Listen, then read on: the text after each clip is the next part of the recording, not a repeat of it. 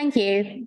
Good evening and welcome to members, officers, the press and public joining this evening's Strategic Development Committee. The meeting is also being live streamed on YouTube, so welcome to those viewing us online or watching the meeting after the fact. Most officers are joining this evening's meeting via Zoom. Can everyone in the room hear me? Yes. Nodding heads, that's a good sign, thank you. My name is Councillor Rachel Tripp. I'm the chair of the Strategic Development Committee. For members in the room, as ever, when you're speaking, can you please speak clearly and loudly so the microphone can pick up what you say? Those of you joining us via Zoom, please mute your microphone if you're not speaking. I'm now going to ask members of the committee and officers to introduce themselves, starting with Councillor Masters. Councillor Susan Masters, East Ham South. Councillor Carlin Lee Parkway, Plaistow South. Councillor James Beckles, Custom House. Councillor South. Sunday State Sales. Thank you. I'm now going to ask officers to introduce themselves, and I'll suggest that you do so in the order in which you appear in the agenda. Hello, I'm Jane Custance. I'm the Director of Planning and Development. Hello, I'm James Bolt, Senior Development Manager. Vincent, you're next. Sorry, Vincent Healy, Legal Advisor.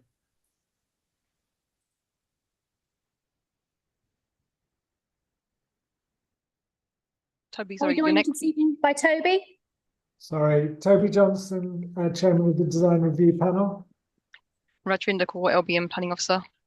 Pastor Daniel. Dan Legg, Principal Planner at Newham. Pass on to Liam. Liam McFadden, Principal Planner at Newham. Thank you very much. I'd like to remind members that when a vote's taken, it will be by way of raising our physical hand so that we can capture this on screen. Item number 1 on the agenda is apologies. I've received apologies from councillors Carleen McLean, John Morris and Harvinder Singh Birdy. I don't think there are any other apologies. I think everyone else is in attendance. Item number 2, declarations of interest. Are there any declarations of interest, please? No, Chair. I'm the ward councillor for the first item. Thank you. We'll make sure the minutes reflect that, but as ever, that doesn't prevent you from voting. Item number 3, determining planning applications. Members are asked to note the advice from the Head of Legal Services on determining planning applications. Is that noted? Noted. Thank you. Item number 4, announcements from the chair. The committee has received the following requests to address the committee. Would the speakers please identify themselves when I call out your name? So for item 5, that's the UEL Stratford campus, Water Lane. I've had a request from James Jones. Hello, Chair. Thank you. Chauffeur Mia. Thank you. And Leven Piat. Thank you. Thank you. I've also had requests from Susan Parkin. Thank you. Louis and Gozia Lawler. Present as the Torrance Square. Thank you. And also Raj Bhatt. Thank you. Sorry, I'll be speaking on his behalf. I'm his neighbour. Okay. As long as that's agreeable, then thank you. From the applicants team, Dean Curtis. Thank you. Neil Dealey. David Shields. Hi. And on item 6, Recycled Material Supplies Limited, Alison Crooks. Yeah, I'm here. Thank you. And also Rodney Gray. It says here that he'll be joining us via Zoom, so he may log on in a moment. Item number 7, Beckton Sewage Treatment Works. We have Joanne McLeod. Thank you. The usual practice is to allow up to 5 minutes in total for both supporters and objectors. However, in light of the people who have registered to speak, I am minded to grant those speaking on the first application, which is UEL, additional time. What I suggest is if we allow 10 minutes for the applicant, or 10 minutes for the applicant and those in favour, and then also 10 minutes for those objecting, that would mean that we could have 3 minutes from Susan Parkin for unison, followed by 3 minutes for Raj Bhatt, followed by the additional time remaining of the 10 minutes or 4 minutes for Lewis and Gozia Lawler. And then that would be 10 minutes in total for the applicant team and supporters to divide up as you wish. Is that agreeable to committee members? Agreed, Chair. Agreed. Thank you. For the other two items, we will have 5 minutes each as usual. Can we agree the remainder of the order of business as outlined on the agenda? Agreed. Agreed. Thank you. Would members please note the officer update, which has been circulated. I have additional hard copies here if you need them. So please note, as ever, the full consideration and planning assessment of matters is covered comprehensively in the committee report, which I know members will have had full regard to. So the officer presentation will be a summary of the key issues only. Sorry. James has got. Sorry, I'll pass over another copy of the update. Thank you. Thank you. So can I please call upon the applicants team for item 5 to address the committee? Thank you. Good evening. I can give you up to 10 minutes. Like I say, you can call on your supporters as well if you wish to. That's total time allow for it. I'll set a timer on my phone. I'll endeavour to let you know when you have only a couple of minutes left.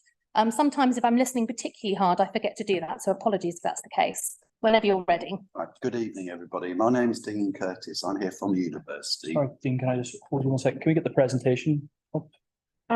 Is it also possible for you to speak up, sir? Certainly. My colleague is going to locate that presentation now. She's doing it as we speak. Thank you. I've just paused the timer while we find the Thank you. presentation. Is that the correct one? It's not that presentation. It's the In- PDF one, Pauline. In landscape form. Sorry. The PDF one. Okay, sorry, bear with me.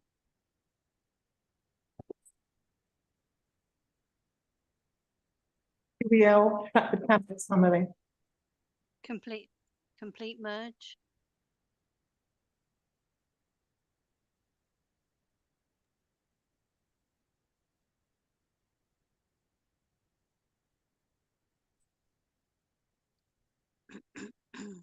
Do you have the presentation? I do, Rose? yeah. It should be just coming up in a moment. Sorry to keep you.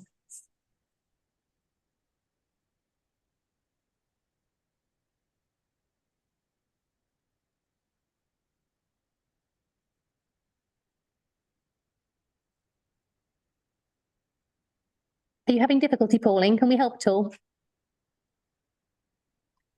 Sorry, I'm just trying to open it as I had understood it to be a different file. So it's just refusing to open at the moment. I've got one. No problem. LQ.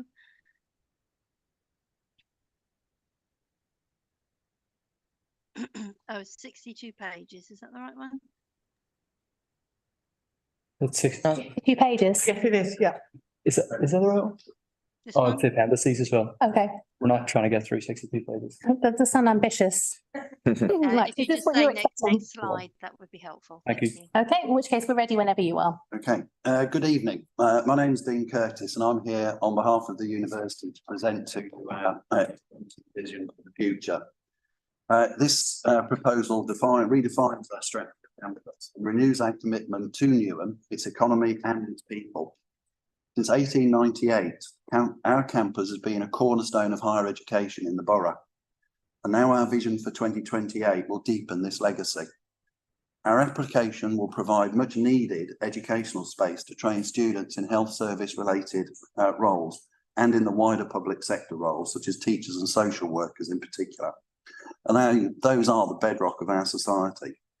We know that East London still faces significant issues with worse healthy life expectancy by significant margin than other parts of London. And this is against a backdrop of the NHS in particular seeking an enormous increase in health staff. We've had extensive consultation with our neighbours and our community, and that's been resulting in their feedback, resulting in safer routes, more accessible public spaces, walkways to access, public transport easing, and an aesthetic blended design.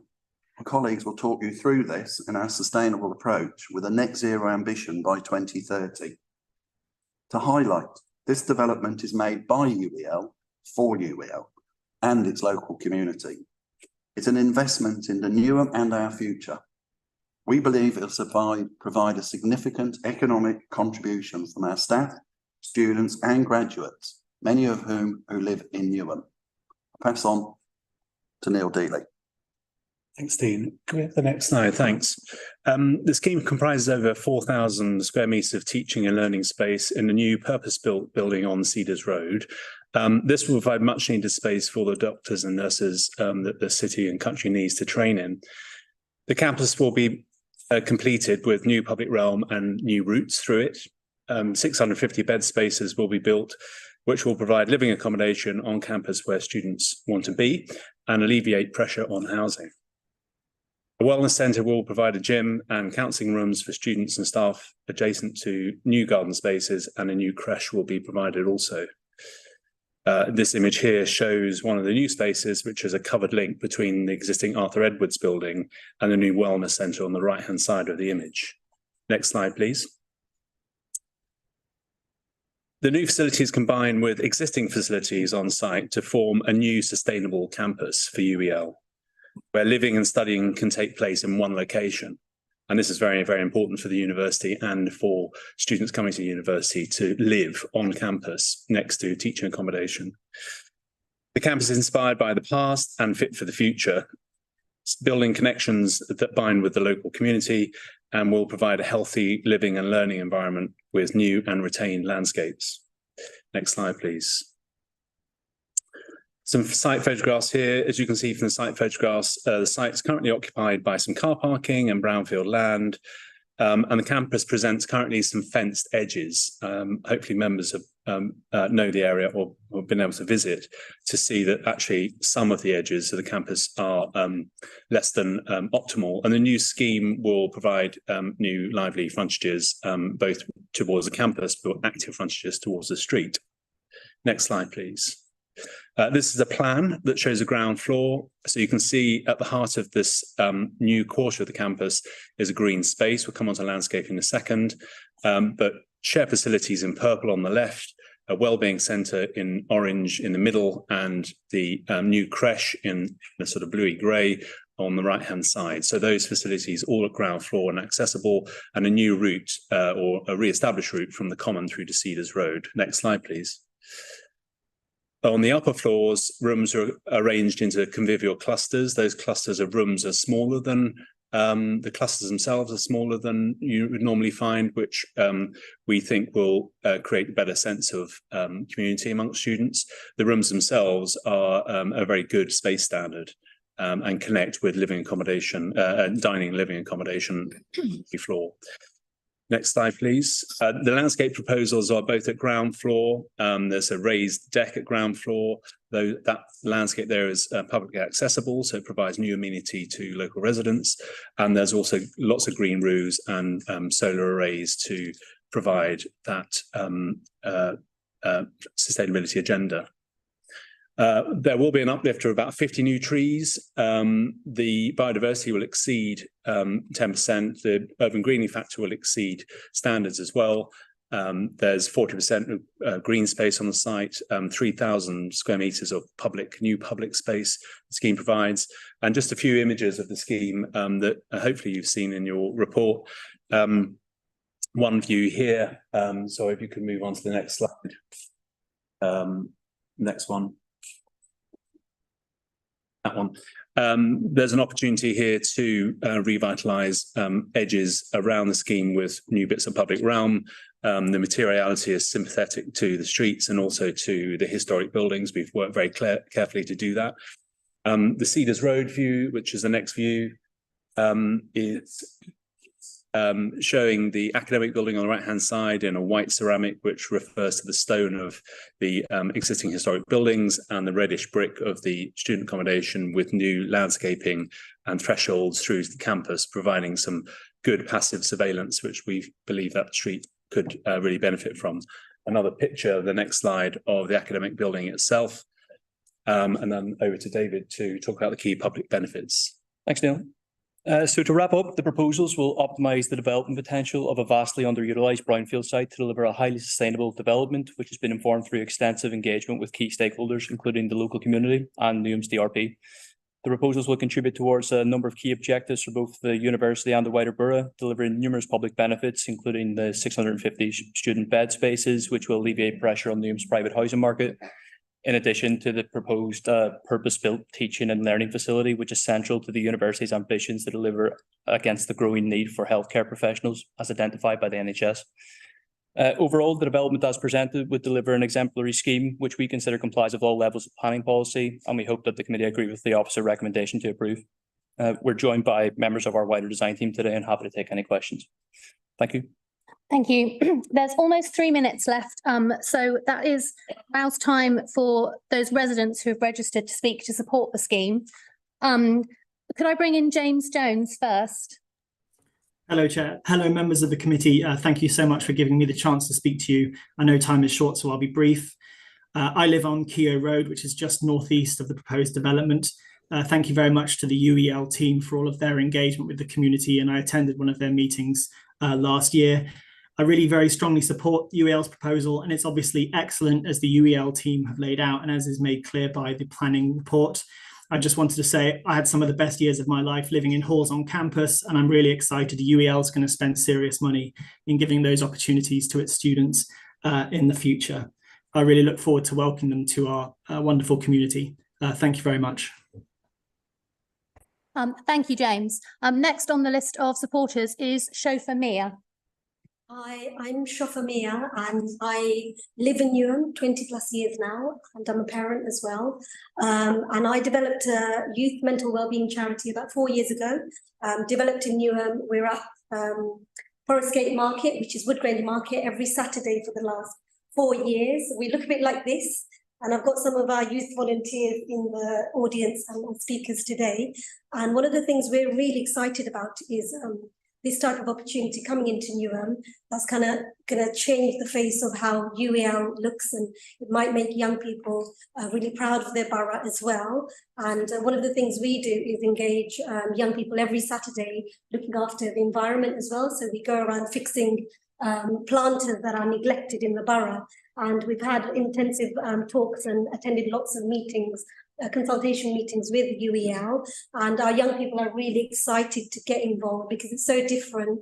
And some of the type of young people we engage are young people who are looking to kind of develop and grow and go into employment.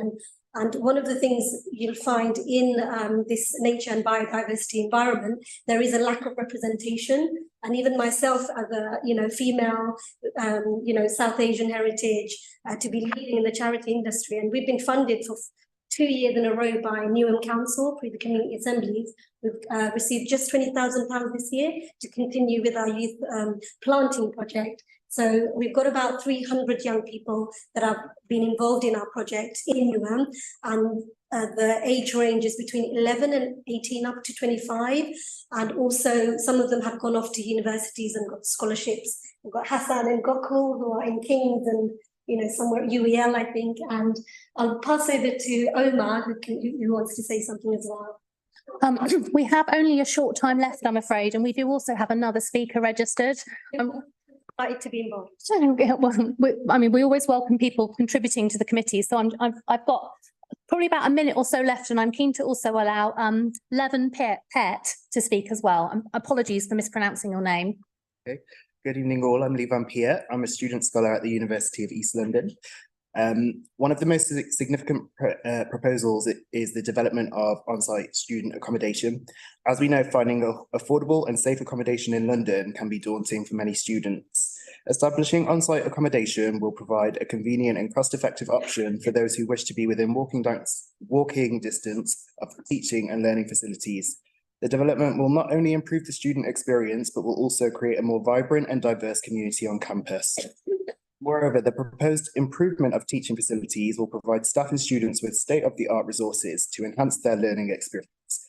Latest technology and modern facilities, UEL will undoubtedly become a leading educational institution within the region. The development plans will create a more pleasant environment for staff, students, and visitors. This will create a lasting impact that will attract more students and visitors to the campus and enhance the institution's reputation whilst contributing to the local economy. Lastly, I would like to highlight UEL's continued commitment to the local community. The university has a long-standing tradition of engaging with the local community through student outreach programs and community events. As a residential life scholar, I've experienced the benefits of engaging with our student body and enhancing their university experiences through our outreach initiatives. The proposed development plans will further support this commitment by building a more extensive network with the community whilst further promoting community engagement. Thank you. We now move to the time allocated to those registered to speak to object. As before, I'm suggesting that we allow first 3 minutes for Susan Parkin, who's here to speak on behalf of Unison. Thank you. Chair, councillors, I represent staff members at University of East London, whether they be members of Unison, Unite or UCU, or not a member of any union. In March 2023, we surveyed staff about the removal of car parking at Stratford campus. The conclusive result was complete opposition to this. Reasons given for why they had requested a parking permit were in the majority either due to having dependent or due to the distance that they had to travel. Health issues were listed. We also asked what impact it would have. There were numerous reasons given. These ranged from not being able to access public transport easily to affecting their mental health and either having to pay for extra childcare or starting work later. We note that the proposed development will improve the teaching space, facilities and accommodation for students. We also note that the university has stated in their response to our objection their commitment to being net carbon zero by 2030 and that a recent travel survey was taken. It is commented that just under half the staff responded. The likely reason a lot of staff did not respond to the recent travel survey was not knowing how this information was going to be used. There is also comment that there are multiple modes of transport in and around Stratford. This may be so, but parents who have to drop children off on the way cannot make use of this, or those where they would have to leave home 2 hours earlier in order to make the journey by train or by bus. In the document, it states that when a parking survey was done, our largest car park had 92 to 98% occupancy. This shows that staff are reliant on car parking. Unison were also able to find out parking permits for Stratford in the last academic year totalled over 120. 12 of these were for health reasons, of which 3 are blue badge holders, 47 stated travel, 18 gave dependents as their reason. This is staff. We also have the student experience at our core. Our disability team have many students registered who are provided with a parking permit based on their disability. In the 22-23 academic year, this totalled 34 students at Stratford. This consideration— A minute left. On top of any blue badge parking, and the adjustment is a direct result of the student's condition. Majority of these students are unable to travel on public transport and are not eligible for a blue badge. These students need to be accommodated. I understand from 2 colleagues that they were approached by a local resident who asked if they were happy about losing the car parks. My colleagues replied, not really. They were told that when the residents had been spoken to by representatives of the university, the staff were all fine about commuting into work. The document says that there has been extensive consultation. This consultation was invitations to roadshows and public exhibitions and has not concluded with any realistic options of alternatives for the parking facilities. We believe that this application should not be approved as it stands, and plans are redone and other car parking or suitable alternatives told to staff. Thank you. Next, I'd like to call on Raj Bhatt. And is it right that your neighbour is speaking on your behalf, if you're happy with that? Again, I can give you 3 minutes. Basically, I'm Ravindra Karan. I live on Cedars Road, and our objections, speaking on behalf of those residents who live on Cedars Road, who object to the proposal. It centres around the traffic and the parking concerns primarily. You've got at the helm of the road, as you enter, you've got Stratford London Garage. It's a tyre shop, and they obviously have traffic concerns with them entering and leaving. With 2 bays, one on Walter Lane, just on the outside, and obviously one on Cedars Road. Then if you walk a few steps further down Cedars Road on the left, you've got Krishna Hindu Temple, which on the weekends has got heavy traffic connected with businesses to them. As well as throughout the year, they've got, you know, private engagements, religious events that occur, whether it's a funeral or if it's a wedding, that also parking and traffic concerns. You've got the UEL campus themselves, which have delivery trucks where there's a red gate that they received, which can also impact the parking and traffic there. The road itself is actually a dead end road. It's two-way as well, and you have to sort of pull over in order to allow the person to pass. So it's congested as it is. You've got several disabled bays on the road between 2 to 4. The road marking isn't clear on outside the temple. You've got private orders that are coming from residents themselves, obviously, whether it's an Amazon delivery or takeaways, that you've got traffic coming from them. You've got passers-by going in through the alleyway, the pedestrian alleyway that's connected towards the end of the road. The presence of this site would impact parking and trafficking greatly, I believe. Whether it's the students themselves, for example, wanting to make orders for food, and the Uber and food contractors that are then, whether it's passers-by connected with them, whether it's staff as well. And I don't think it's really viable, I don't think anyway, if you've got, whether it's a trainee doctor or nurse, sort of trying to sort of access that road, I don't think it's ideal for a learning environment for them, but primarily for us. I have 1 minute left. Sure. So for us in particular, the stark reality of it is really becoming very, very difficult as it is. You've got, even some residents have got multiple cars as well. So it's very difficult to park as it is. It's going to make it far worse. And in my opinion, with the highest of respect to UEL, I think that there are positives which have been highlighted that have actually occurred after, I'm sure, actualise if it were to go ahead. I don't think the proposal, the people who are proposing it themselves would want to live in that road themselves, realistically. I don't think anyone would, because it impacts it too greatly. Privacy, in terms of privacy, and obviously sunlight would be affected in terms of how high the story of the building is. So it just really, it sounds like a nice proposal. I don't think it is in reality, at least for us. But if they can make relevant accommodations for a proper bay, for access to their delivery and for their staff and students on their campus, that would be great, away from Cedars Road. That would be far more viable. Thank you very much. We have 4 minutes left of the 10 minutes allocated in total to objectors. So I'd like to bring in Louis Ngosia Lawler. Hello, my name's Louis Lawler. I live on Torrens Square. I'm representing 19 addresses of people that live on the square. We wrote a letter which pointed out 19 objections. And the main point is that we don't per se object to a development. We welcome it. However, the scale and proximity of the development rather took us by surprise. Our objections are really that the character of the square, the quietness of the square, will be severely impacted as there's no traffic entrance to the square apart from for coming and going. There's no through traffic.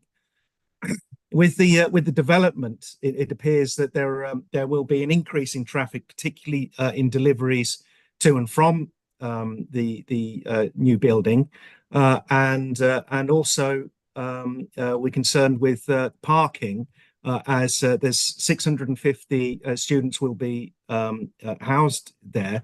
They're bound to need parking facilities of some sort at some point, which includes when they move in and out, when they have visitors, etc.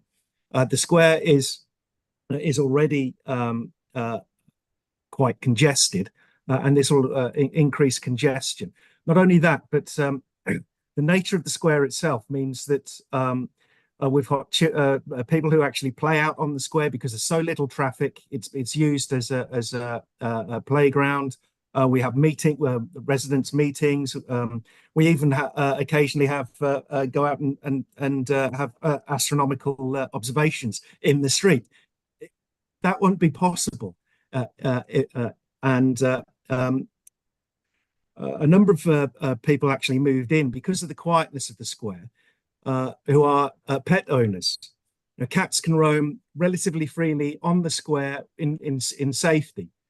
If we have an increase in traffic, then that just won't be possible at all. Not only that, huge building with such close proximity to our homes is obviously going to impact both visually in privacy and overshadow. We have one resident who will be 7 meters. Their house is 7 meters from a 6-story building. They have been 25 years as extremely keen gardeners and will be extremely worried that they will no longer be able to participate in what they do because of the overshadowing. Not only that, one of them is a night worker, and for however long the building is going to take. Just to let you know, you have 1 minute left. Thank you very Sorry. much. Sorry to interrupt. Okay, they're going to have extreme difficulty in sleep, etc. During the construction phase, we are also slightly worried about the disturbance, dust, noise, etc. We have asked, for mitigation, what mitigation will be in place for that. And what we ask is that if a representative of the development can liaise with us on a regular basis, and perhaps we can have a single representative that they can speak to during the for the building process. We also have various objections regarding the development footprint and the potential harm to ecology, and unfortunately the surveys etc that have been carried out are not particularly accurate, and the mitigation which is being offered is probably inadequate for what it is currently there. That is the end of your time. Could I just ask you to wrap up, please? Yeah, okay, sure. I would ask that a representative of the development liaise with me with regard to the ecology, because I'm an ecologist myself and can therefore advise on what can be done to alleviate any potential downfalls. Thank you very much. We will now move to the officer report. I'll share my screen now.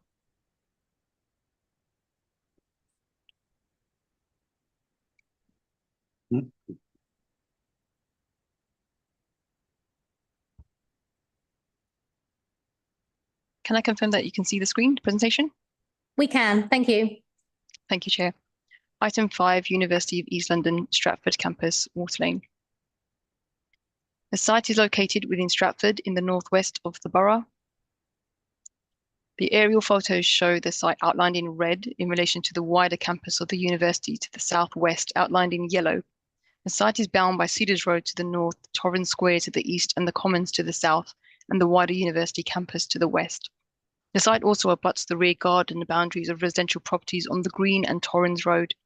In the wider area, Romford Road is situated to the south and Water Lane to the west.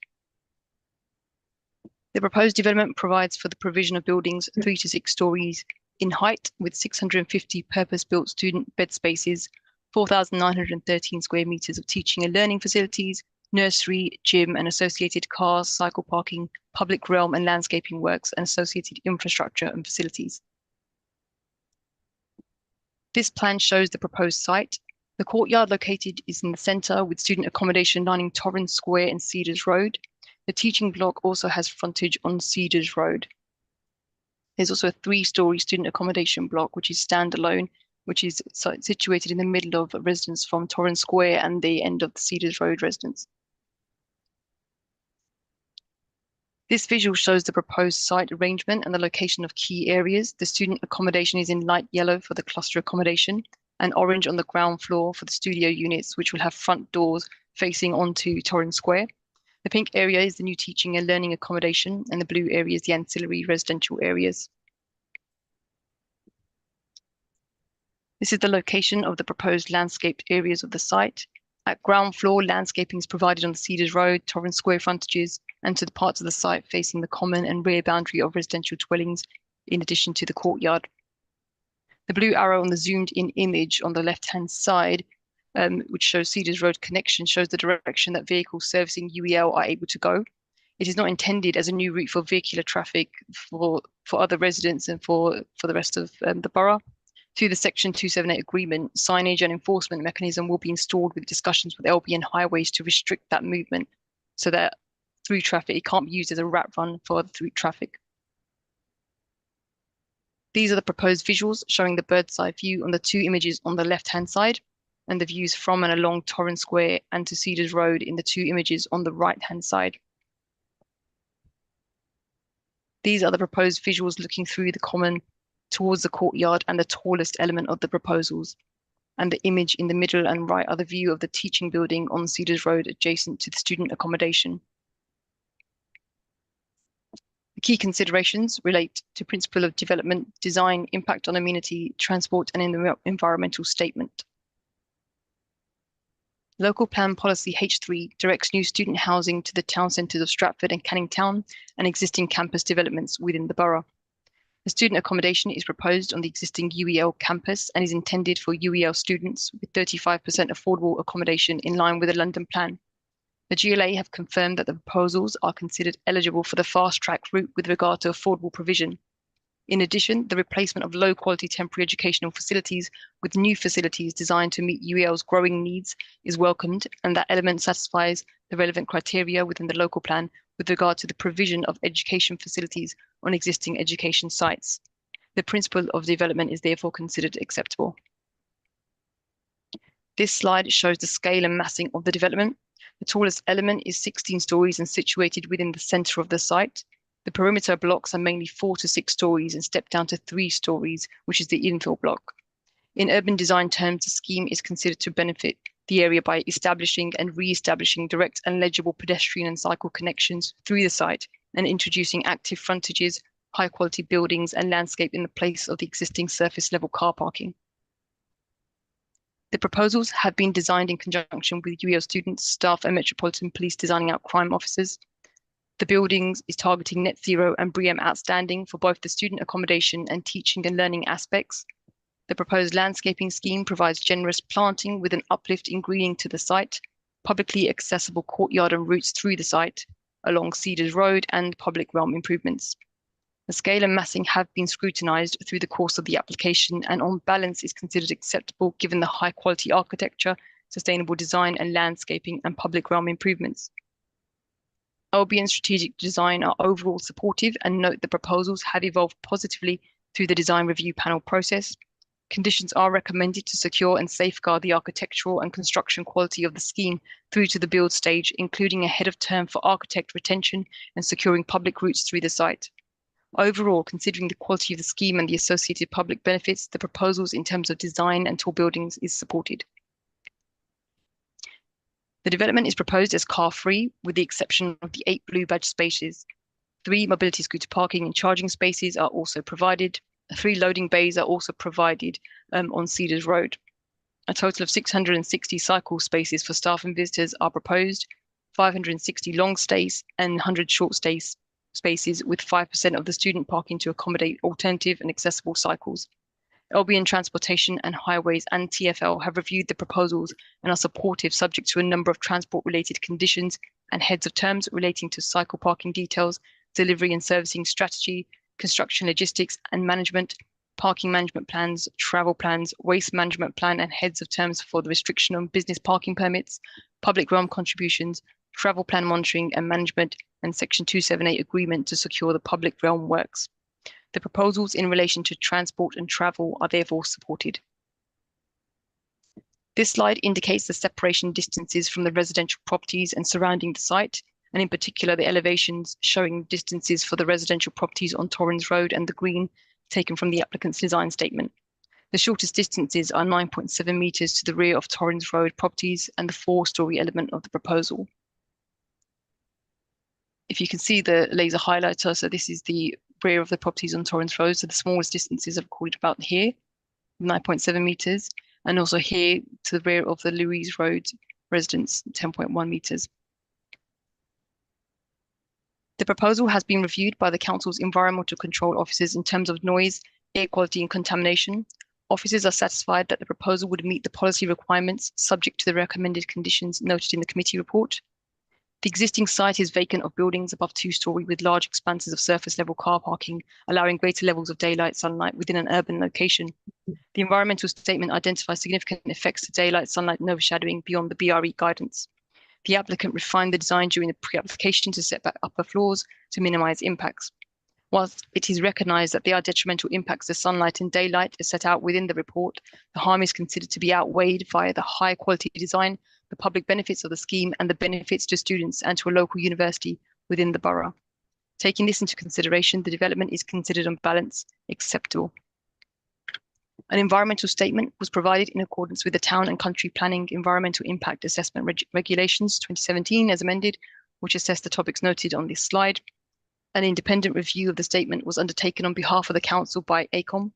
A summary of the recommended conditions is provided within the committee report at Appendix 1. All the recommended conditions are attached. The proposed development with respect to the above matters is supported as detailed within the committee report. Relevant conditions to each consideration are attached to the recommendation and included within Appendix 1 of the committee report. With regard to the energy matters, in particular whole life cycle and circular economy, the discussions with the GLA are ongoing and therefore officers have recommended this matter is delegated to officers to conclude prior to the stage 2 referral to the GLA.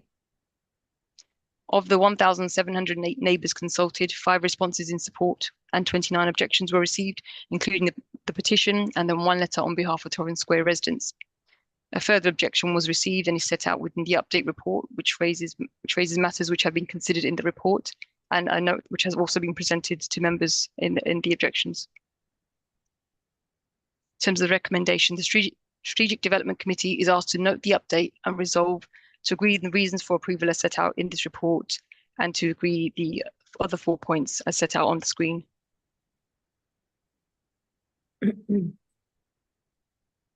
Thank you. Thank you. If I could just ask you to stop sharing your screen. We move on to questions and comments. Before I invite members, I just want to abuse my position as chair for a moment and just bring in the chair of the design review panel. It strikes me that quite a lot of the weighing up here of the various matters pertinent to planning done by officers rest quite a lot on the what's stated as the high quality of the design. I was reading, obviously, the reports from the design review panel and from LBN strategic design. But I did note that there was, this is around page 83 of the papers. One of the phrases I pulled out was that the direction of travel is promising. It seemed to me to be a bit equivocal. So I was just keen to hear a professional opinion from Toby as the chair of our design review panel about how far you think these proposed developments represent really high quality design. Thank you. We saw the proposals, I think, on 2 occasions, with a third being a chair review. We felt that the applicants recognised and responded to the comments we raised. I think we recognise it's a very ambitious proposal within a site that is sort of largely lower residential buildings. And we raised a number of comments in relation to both Torrens Square and the other street whose name I'm sorry. And the applicant did reduce the massing and add further setbacks to sort of try and get the scale of the new development to sit more comfortably within that context. And we feel that the quality of the design that has resulted justifies the current proposed massing. There were concerns about the relationship between the the new development and the houses on Torrens Road. And I think again the massing was brought down to a level that felt comfortable whilst sort of keeping the integrity of the scheme intact. So I think there was a lot of sort of progress made with the design review panel, and I think we ended up being supportive of the proposals that have been presented. That's really helpful. Thank you. Sorry, members. Councillor Sally Ponton. I don't know whether we want to do this thematically. I think that would be a good idea. So if I start with heritage. Yes. Okay. Once you've asked on heritage, I will see if any other members have questions on heritage. Yeah, that's what I thought would be useful. Okay, page 56, gentlemen. Historic England say this scheme would cause some harm.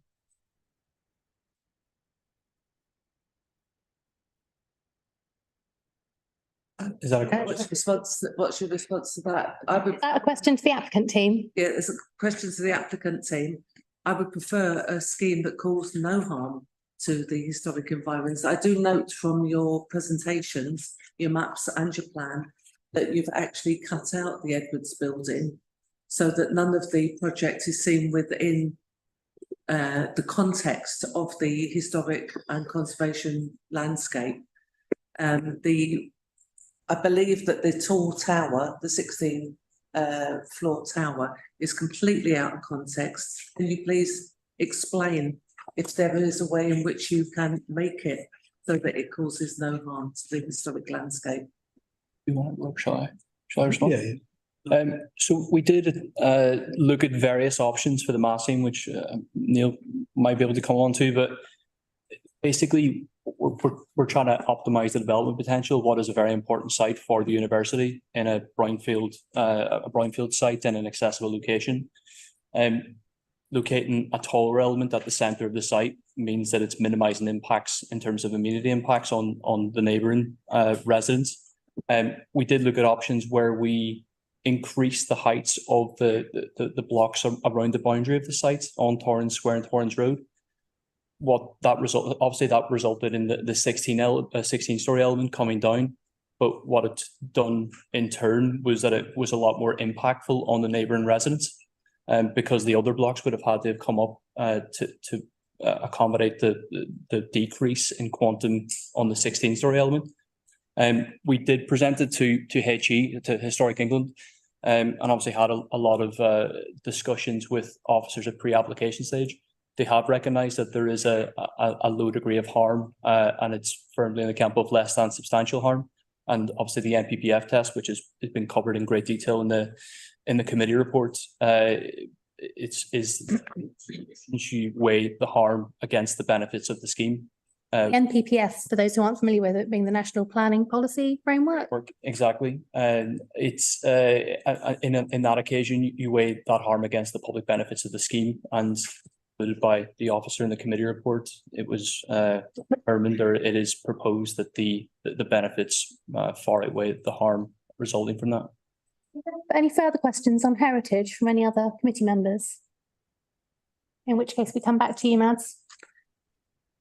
The issue is that within Newham, particularly within Stratford, we have suffered a erosion over the last 50 years of a huge amount of our heritage and our heritage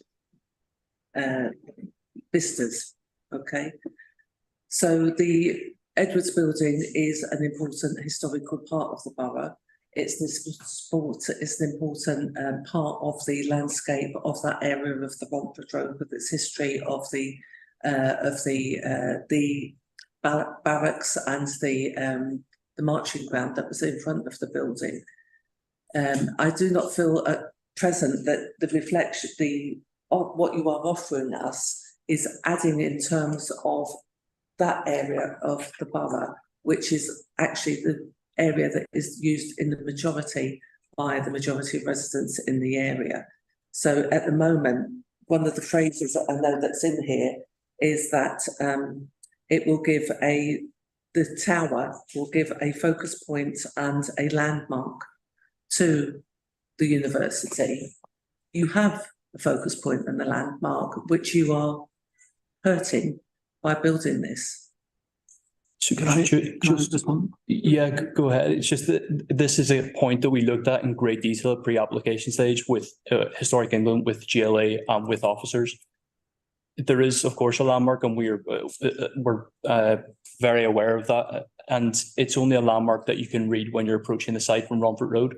If you leave Maryland Station, which is obviously going to be the station that most people will use if they're coming to the site from elsewhere, you can't see University House from that location. Whereas now this would create a marker where it's a great placemaker for those trying to access the site from Maryland Station. And its height and its massing we've always said it feels civic, and it's a civic building, and it's a very important campus for both the university and the borough. I don't know if Neil's got any. Can I just come back on that a moment? Thank you. The issue is, it's been stated within the report and in response by the planning officers, and I think possibly by yourselves as well, that this is not a town centre location. Okay, so the fact that you are you see the benefit of it is partly to do with it being part of this a civic environment and a civic space, doesn't really bear out with that argument on the other side, does it? Did you want to come back?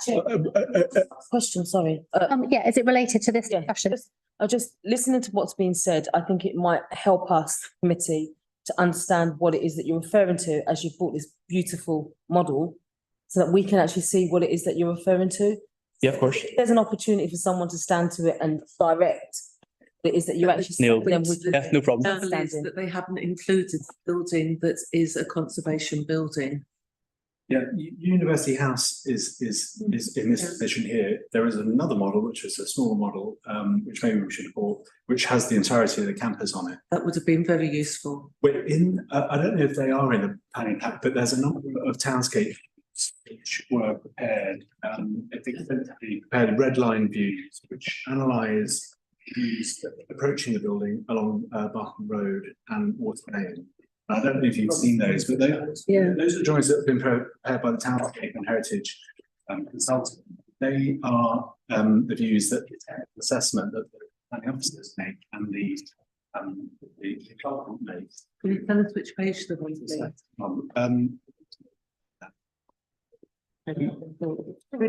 They may. We have a series of visuals in our papers which are from page 201. Yeah. I don't know the Townscape and Vision Impact Assessment. Was it in your presentation? It may well be in the appendix of the presentation. On screen so we can see. We can look through the appendix, but we take massive heritage really, really seriously, and so does the university design team and local residents and the council are fully aware and celebrating of that this site has, and it is a very important site for the building. The tallest building is in line with the planning policy, it being an excellent building as a tall building. So that is perhaps a matter of opinion, but that's a very high test that the building has to. I've got no problem with the building itself. It's a lovely building. I'm sure it will make lots of money in renting to very expensive and studio bedrooms to residents, to students for the 38 weeks of the year. I'm not sure what you're intending to do with it for the other 12 weeks of the year. Can you just speak up a little bit, please, ma'am? I'm so sorry. As I said, the building itself looks lovely. Whether it's appropriate for this environment is another matter. I'm sure that it's going to make the university a lot of money in private renting 12 weeks of the year that it's not being used by students, and also for the 36 weeks a year that it is going to be used by students who can afford ensuite and studio accommodation. It's not going to really cause another third shock of heritage here. It's not going to necessarily lead to a lessening of impacts of student accommodation in the area, because this accommodation rented out to students by private landlords, not in student built accommodation, isn't en suite and private studios. So I think that's a bit of a misnomer. As I said, whilst there are 2 tower blocks in the environ, being the Green and College Point, I don't think the council would necessarily build those now. Well, it is relevant that there are other buildings in the area. This building will be, I can assure you, much higher quality than those environmentally and architecturally and in terms of its materials. As I said, that's not really the issue. Okay, but just to address your issue, or try to address your issue, the views that you do see of the tall building over, this is not actually a view you get, it's a view that's elevated, but we've worked very hard. It's in page 202. Well, so this is actually a view if you're hovering above the ground, so you don't actually. Am I correct in thinking that is the only image or map or 3D model in the entire application that's been presented to us? No, that has the edge of the building in it. The planning application has extensive heritage. In this document, I think it is. Yeah, it is unfortunately the only one in the committee report, but the application was supported by a detailed landscape and visual impact assessment. Here for us. It's not in the committee report, but it was submitted to the council and it was assessed by both officers and independently appointed ES consultant who reviewed the impacts in that report and found them to be generally in agreement with the conclusions. I'm asking you, yeah, that's what it's not in the map. I know that we have a number of different aspects to cover as well as heritage, so I'm keen that we cover some of those. Mads has already mentioned the issue about student accommodation and affordability. I noted the commitment to 35% affordable student accommodation, which I believe is complying with the Mayor of London definition of affordable, if I'm right. I wanted to ask a bit about how that affordable element of the student accommodation is allocated, and how you ensure that it's allocated to students who really need that additional subsidy towards their living costs. I mean, if I could ask Nicole, who's actually in the gallery, who actually looks after our student accommodation, to answer that particular one. We have a huge package of scholarships, and we have a team that are experts in connecting our students with the most dire need. We have a really enhanced booking process, and we seek to always prioritise our students based on financial need and background. That's helpful, thank you. And how does the cost of the accommodation, both the affordable and also the non-affordable market rate, how does that compare with the costs of renting shared homes in the surrounding area? Well, the affordable rents are calculated on a set basis linked to student loan company sort of funding for students. The if you like, the market rents are actually calculated more in terms of construction and the running of that translated into an annual cost, so that it doesn't become a subsidised activity. It just strikes me that the comparison between the student rooms and renting a room in a shared home is quite an important part of the basis on which you make the application, that the student accommodation is going to reduce the rental pressure on the surrounding area. We do expect that we will actually sort of let these students are in different types of accommodation. Some of that will be homes of multiple occupancy, others will be more market related ones in different developments that you can say. Councillor Masters. I'm really glad Rachel sort of moved on to this topic. It's something that greatly concerns me, and I can understand if it's not regulated, but I find it weird that you're sort of equating affordable housing to GLA standards when you're talking about students, because I would have thought your standard student doesn't have a lot of money, so I would expect the levels of sort of affordable accommodation to be a lot higher if you're dealing with students. And I'm just wondering how this provision sort of benchmarks across other university sort of accommodation levels. I mean, you know, it's donkey's years since I was at university, but I do remember accommodation in college being a hell of a lot cheaper even than the accommodation around the university. And it just seems a terribly low proportion if you're talking students. Is this in relation to the 35% provision? Yeah. It's simply accords with the London Plan requirement. That's directed at adults who are out there earning. We're talking about students. The policy relates to the affordable requirements for student development as well. So it's not quite the same policy that addresses both points, but it is just happens to be the same percentage requirement in order to meet the policy requirement. The policy requirement is 35% to qualify for the fast track route, which is what we're delivering. And are we talking affordable in the usual sense, which is usually not really affordable, sort of 80% of market value, or London affordable? Genuinely affordable. It's driven by the, we'll know more about this now, but it's driven by a percentage of the level of grant funding given to a student. Academic. So it's not the affordable we talk about when we're usually. It's on page 78 of our papers. It's the Mayor of London definition. And it's updated annually as part of the Mayor's annual monitoring report. And it constantly relates back to the level of grant funding given to a student who gets full grant in any given academic year. And over time, that escalator is linked to that actual change. So if the government, which is quite common, only increase the maximum grant given by a couple of percent, as they did last year, despite inflation being at 10 or above, then actually that pegs the rental levels down. So it doesn't become over time distorted. I'm very aware of the cumulative impact of student accommodation on Newham, particularly because I sit on the LLDC on behalf of Newham, which has approved a very substantial amount of purpose-built student accommodation. But I wanted to ask here whether it sounds as if obviously you are building these rooms. Will UEL be managing these rooms and directly letting them to students, or do you anticipate part of or all of that student residential provision being privately run at any stage? Well, I can't roll that out, but certainly our intention is that this is by UEL for UEL. So we will manage and actually undertake, because we already have residences at Docklands, the Docklands campus, which we have built ourselves, financed ourselves and run ourselves. Thank you. Mads?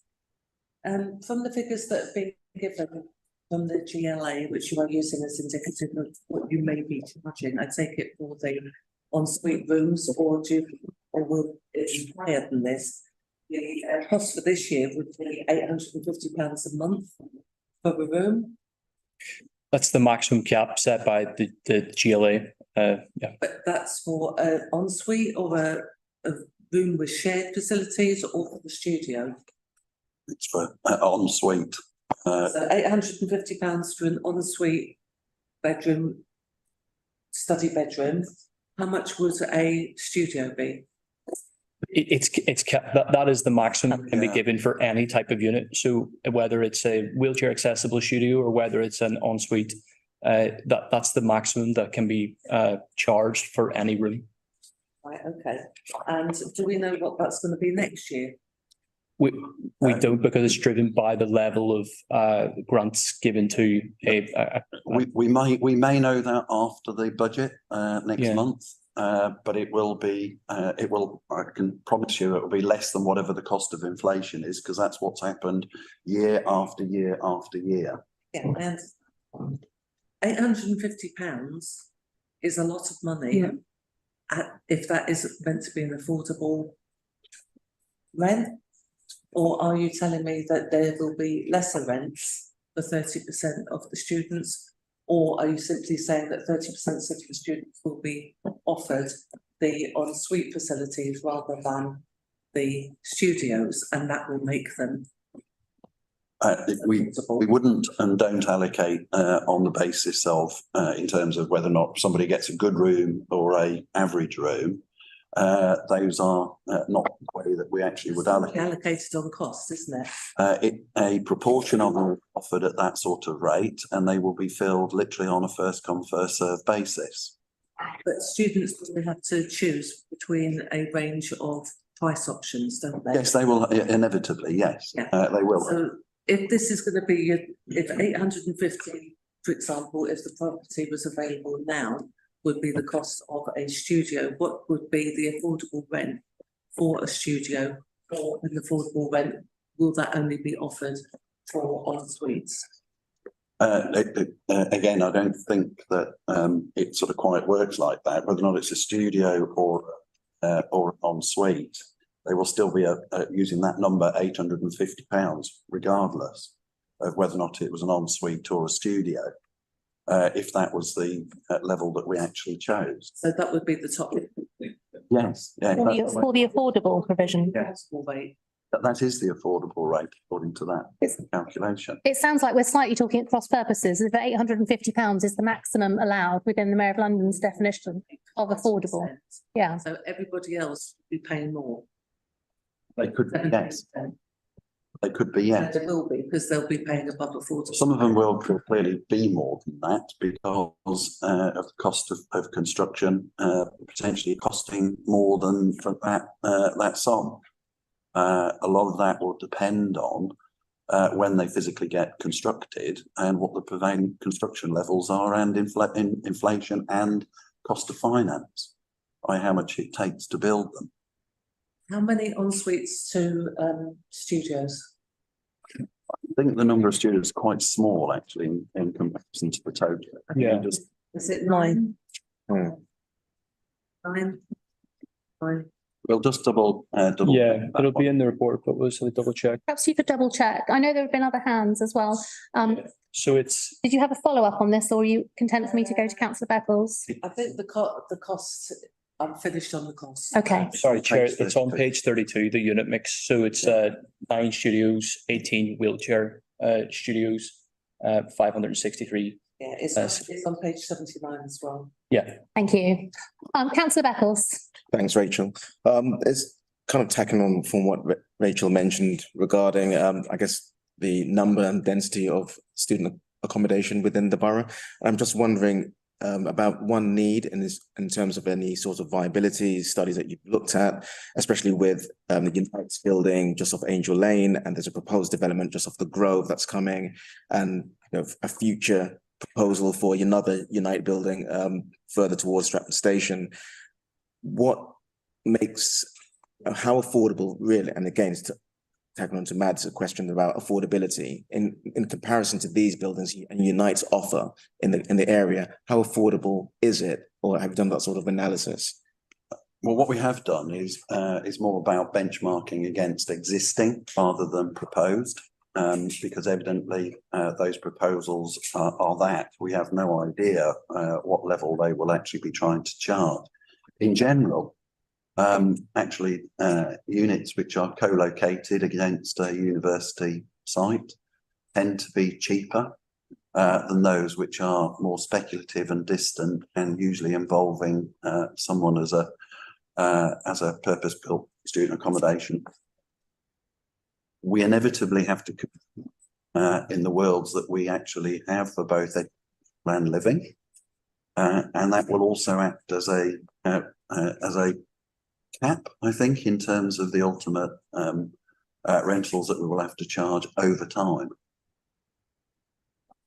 I wanted to ask, and perhaps this is a question best directed at officers, and then I'll come back to you, Mads. I wanted to ask about the impact on light and overlooking. It's quite obvious.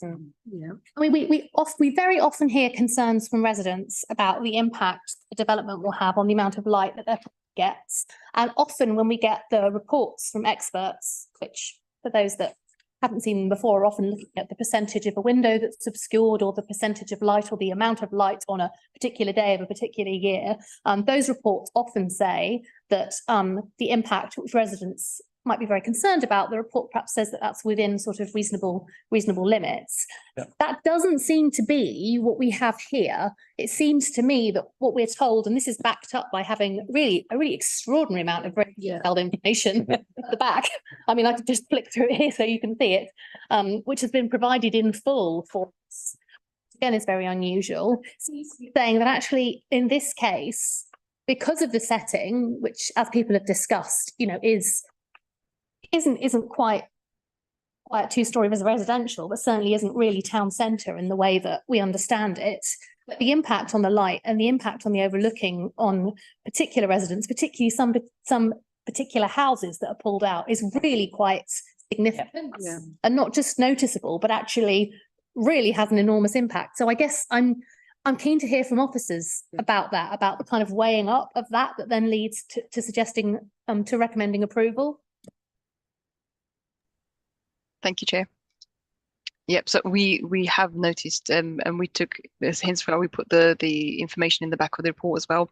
It seems that a number of windows are, so the BRE guidance is 27% as a standard, and often, as I've noted previously, that standard is often considered suburban setting as opposed to an urban setting. However, we always go by the 27% as a benchmark. Here, a number of windows are already close to that 27% in terms of just the vertical sky component element. And with the development, it goes beyond 27% and goes lower. And I note that the applicant has noted that other standards and other targets could be used, which are lesser for an urban location, which is often 18%. However, in this case, I just wanted to make it clear that we do know that there is definitely impacts in terms of daylight, sunlight, and overshadowing, which go beyond the 18% in some cases. And the most adversely affected residents are noted in the report as well. And having considered that aspect in terms of the daylight and sunlight and overshadowing, we've looked at the development as a whole and in the round in terms of what it provides as well. And so with the harm that is being provided here, the harm is outweighed here via the high quality design and the public benefits of the scheme and the benefits to the students and to the university and to the borough as well. So it's a balancing act between looking at both elements. At the moment, the site is underdeveloped, just not, this is not two-story development, residential development being proposed on the site, but it's a university site as opposed to just a housing site as well. So there's an expectation that there is going to be a bit more development than usual compared to traditional housing. I can see members want to come in on this issue as well. I mean, there's obviously a lot of detail about the impact. One of the ones that particularly jumped out at me was at the top of page 106, where it says that numbers 10 and 11, the common, are situated adjacent to the 4-story element of the proposal.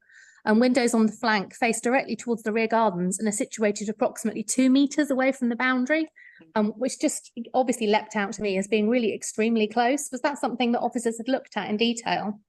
Yep, so we've looked at in terms of the separation distance between windows, and those windows that face the rear elevations of Torrens Road residents and towards the commons, the gardens of the commons as well, we've attached a condition for obscure glazing below 1.7 meters above finished floor level to ensure that to minimize any expectations, any potential overlooking that can occur.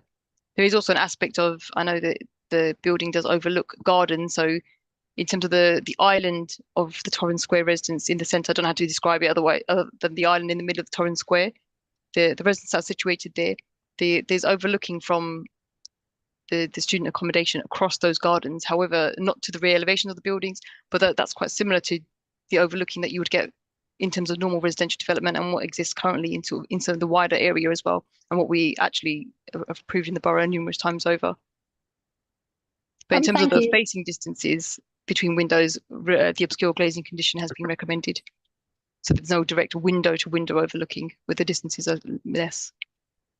Thank you. I saw various hands go up at that point. Were there further questions which are about the overlooking and the sunlight and daylight? Madeline? It actually says on page 96, the NPPF entails that planning policy should ensure that new development is appropriate for its location, taking into account the likely effects, including cumulative effects of pollution on health, living conditions, and the natural environment. Can I just check with officers that doesn't just mean pollution, it means including pollution? Yeah, it means including pollution. That's my interpretation. Sorry, can you come? Sorry. Yes, that means including pollution. Including pollution. Okay. So, given that is the NPPF guidance, considering that we have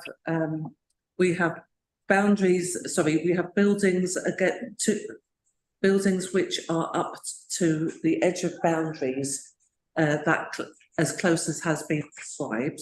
We also have some of the buildings we've been shown where the small back garden of terrace properties, which have 7 metres between the edge of the property and the university building, is already not within your limits of the angle of vision from the border of the property, the edge of the property to the top of the building. You've already gone, you've cut off the 45% angle already.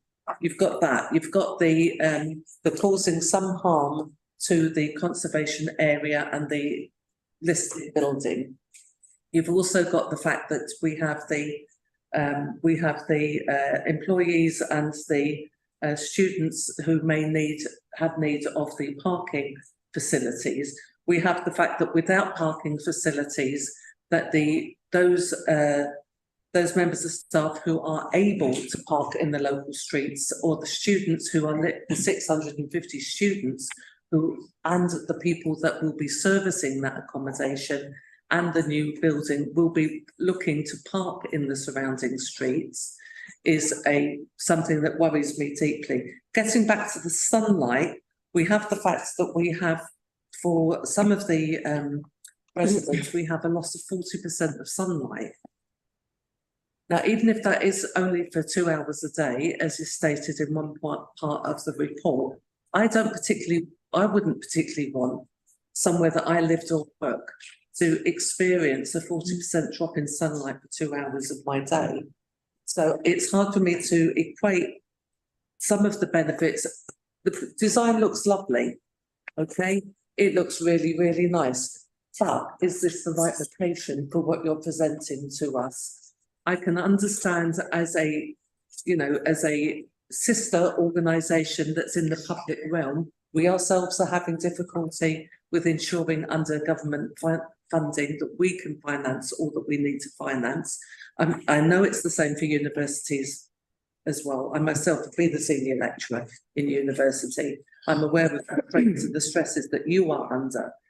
What my question is that whether you're pushed to maximise the financial return per square metre on your land in this area by using it for student accommodation, which is not a deficit in Stratford, and particularly as the cost of what you are looking to offer is not hugely different to what is being offered elsewhere for the same standard. I have difficulty seeing that this development fits within the NPPF. That feels more like a comment than a question to me, so I'm keen to bring in. I haven't heard anything to convince me otherwise yet. Can you convince me in any other way? Did you want to respond? Yeah, just look for clarity on the question at hand here just before we respond. Sorry, do you want me to define that? Yeah, please. Okay. On page 96. Yeah. 203. It's a broad ranging statement, okay?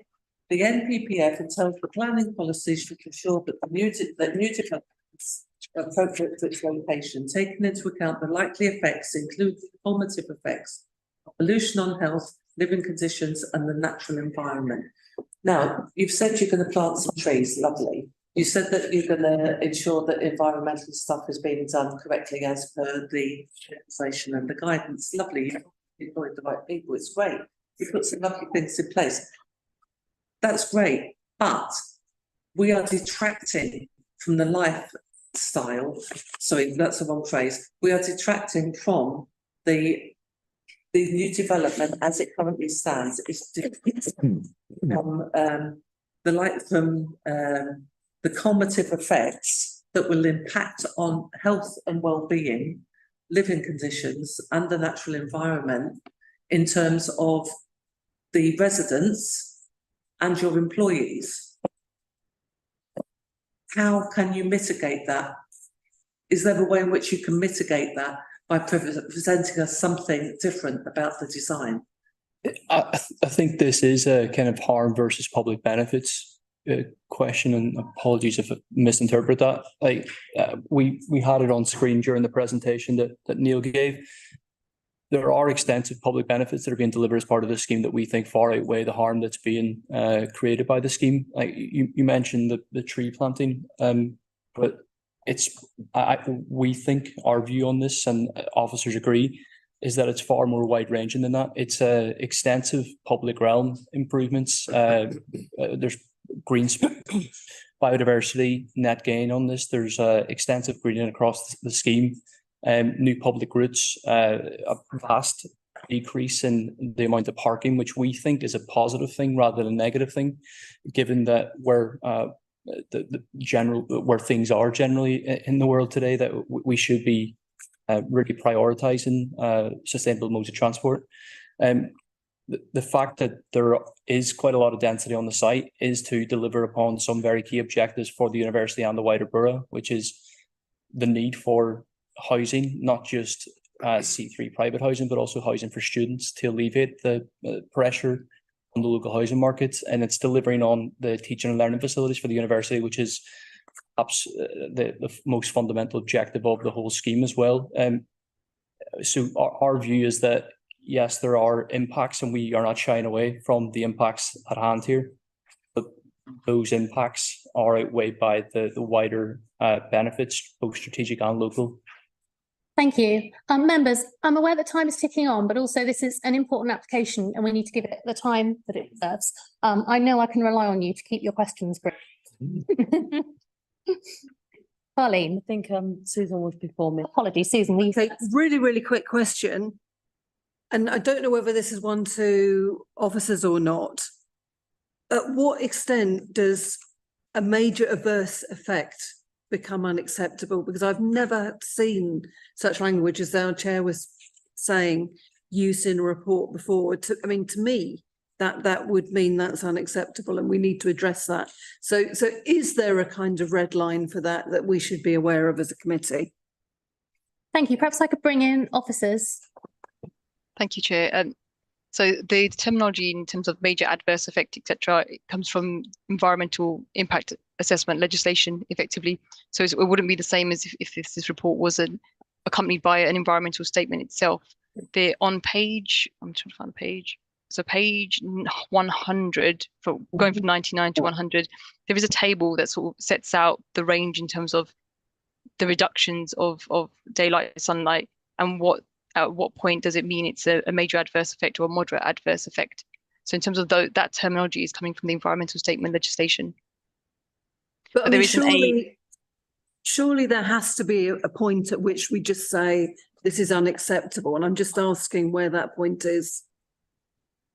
Because if it's not a high major adverse incident, then I really don't know what is unacceptable, and I find that really worrying.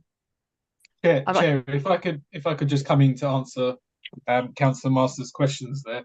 The language used about low, medium and high adverse, moderate and minor impacts is very deliberate on page 100, because we are responding directly to what the definitions are within the environmental impact statement. If we could just divorce ourselves temporarily from that deliberate language, your question about is there a red line, when have we crossed that, where do we find ourselves now, and when have we crossed that? Like with all planning applications, there is a balance, and that balance is for you to decide. The view that we've taken in regards to daylight and sunlight, we've summarised somewhat in paragraph 239 about what the public benefits are that we consider as officers to outweigh the harm that's identified. We do recognise there is harm, and we start off in that paragraph there by saying that we do not support the detrimental impacts. It would be false to say otherwise, but I think that balancing exercise that we've arrived at is summarised there on paragraph 239. Can I jump in on that? We have just heard from officers and I'm keen to hear some of the comments as well. So thank you. Carleen, I'll bring you back in and I do have a couple of quick questions as well. And also James.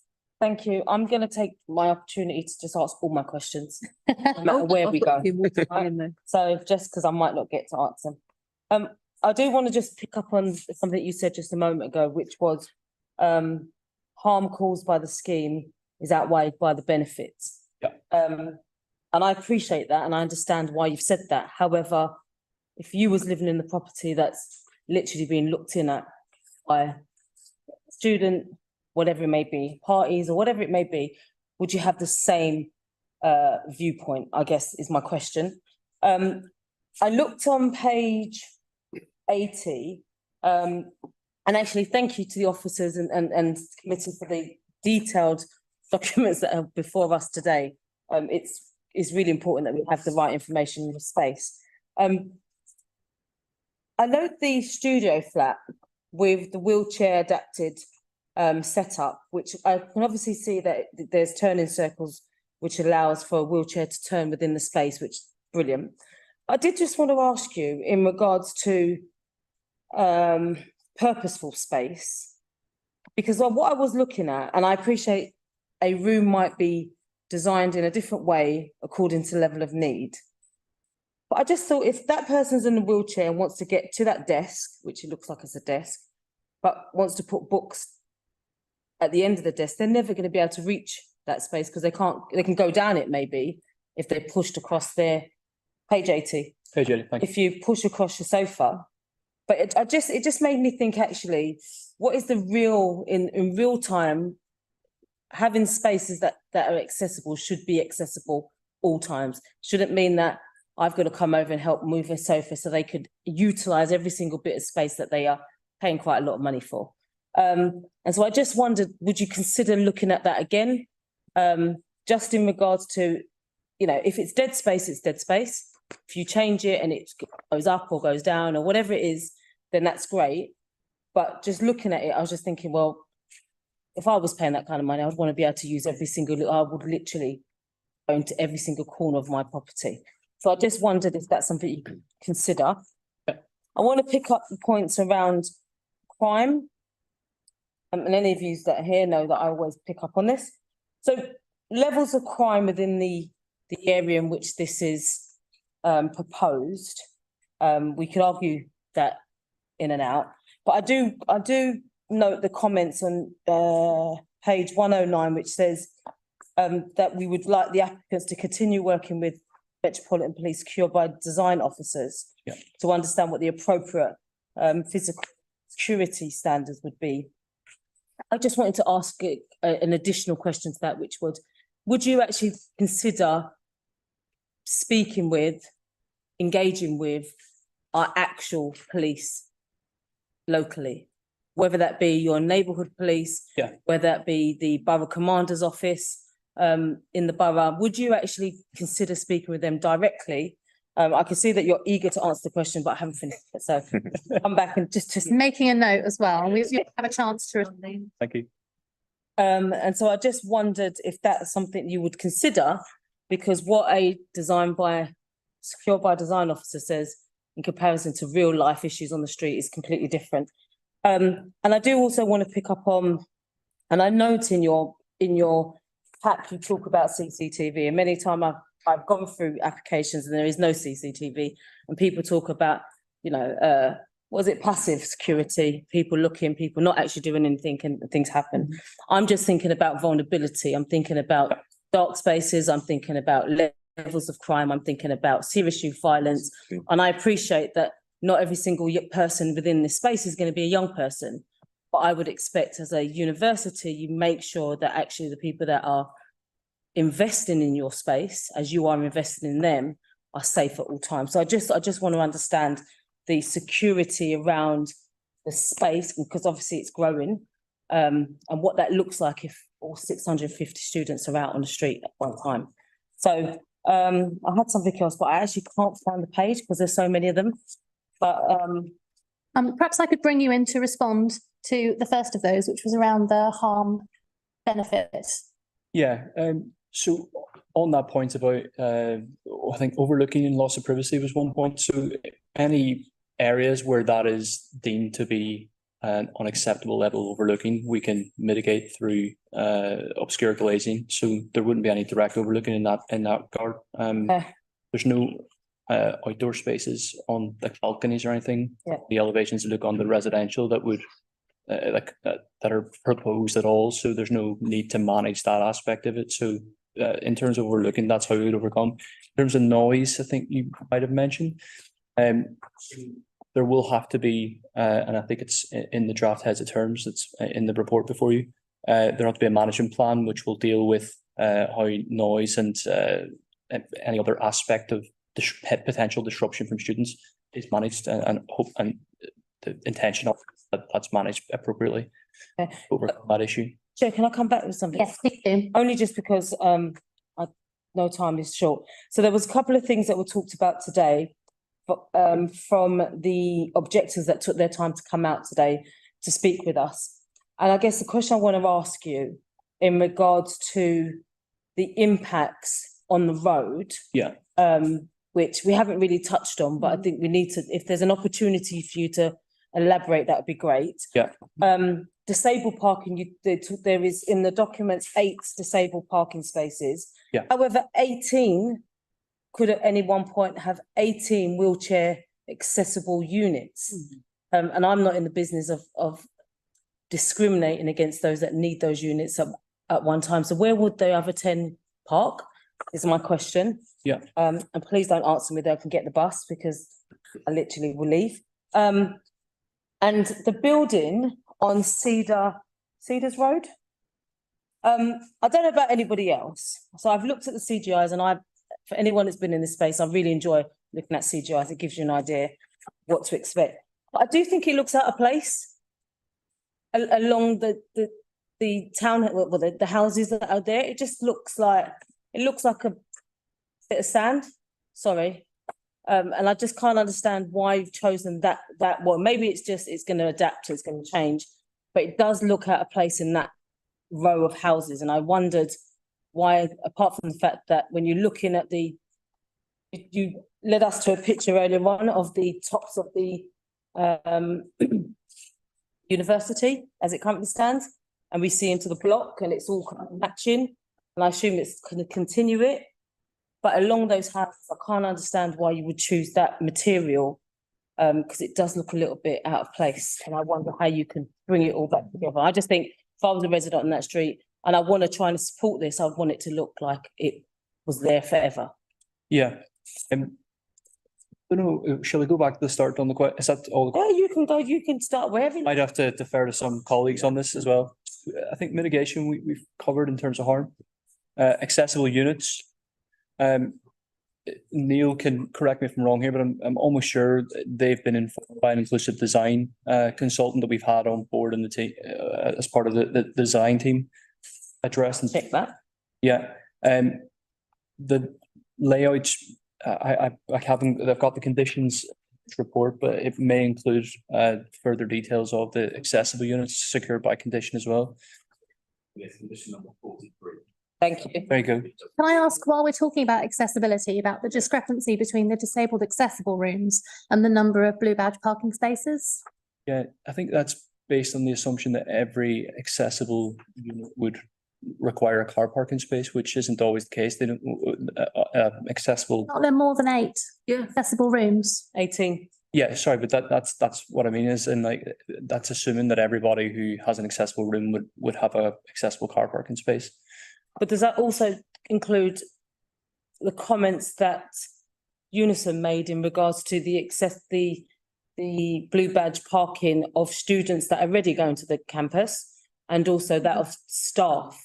So it would seem to me there's not enough for what it is that we do have. So is that something you need to consider or reconsider while we get into further conversations with our officers about? Because I wouldn't want anyone not to be able to park, for instance, because they're in an adapted wheelchair. Yeah. Or whatever it may be, or a parent, somebody was trying to visit and couldn't park. You know, just is there an opportunity to maybe look back over that?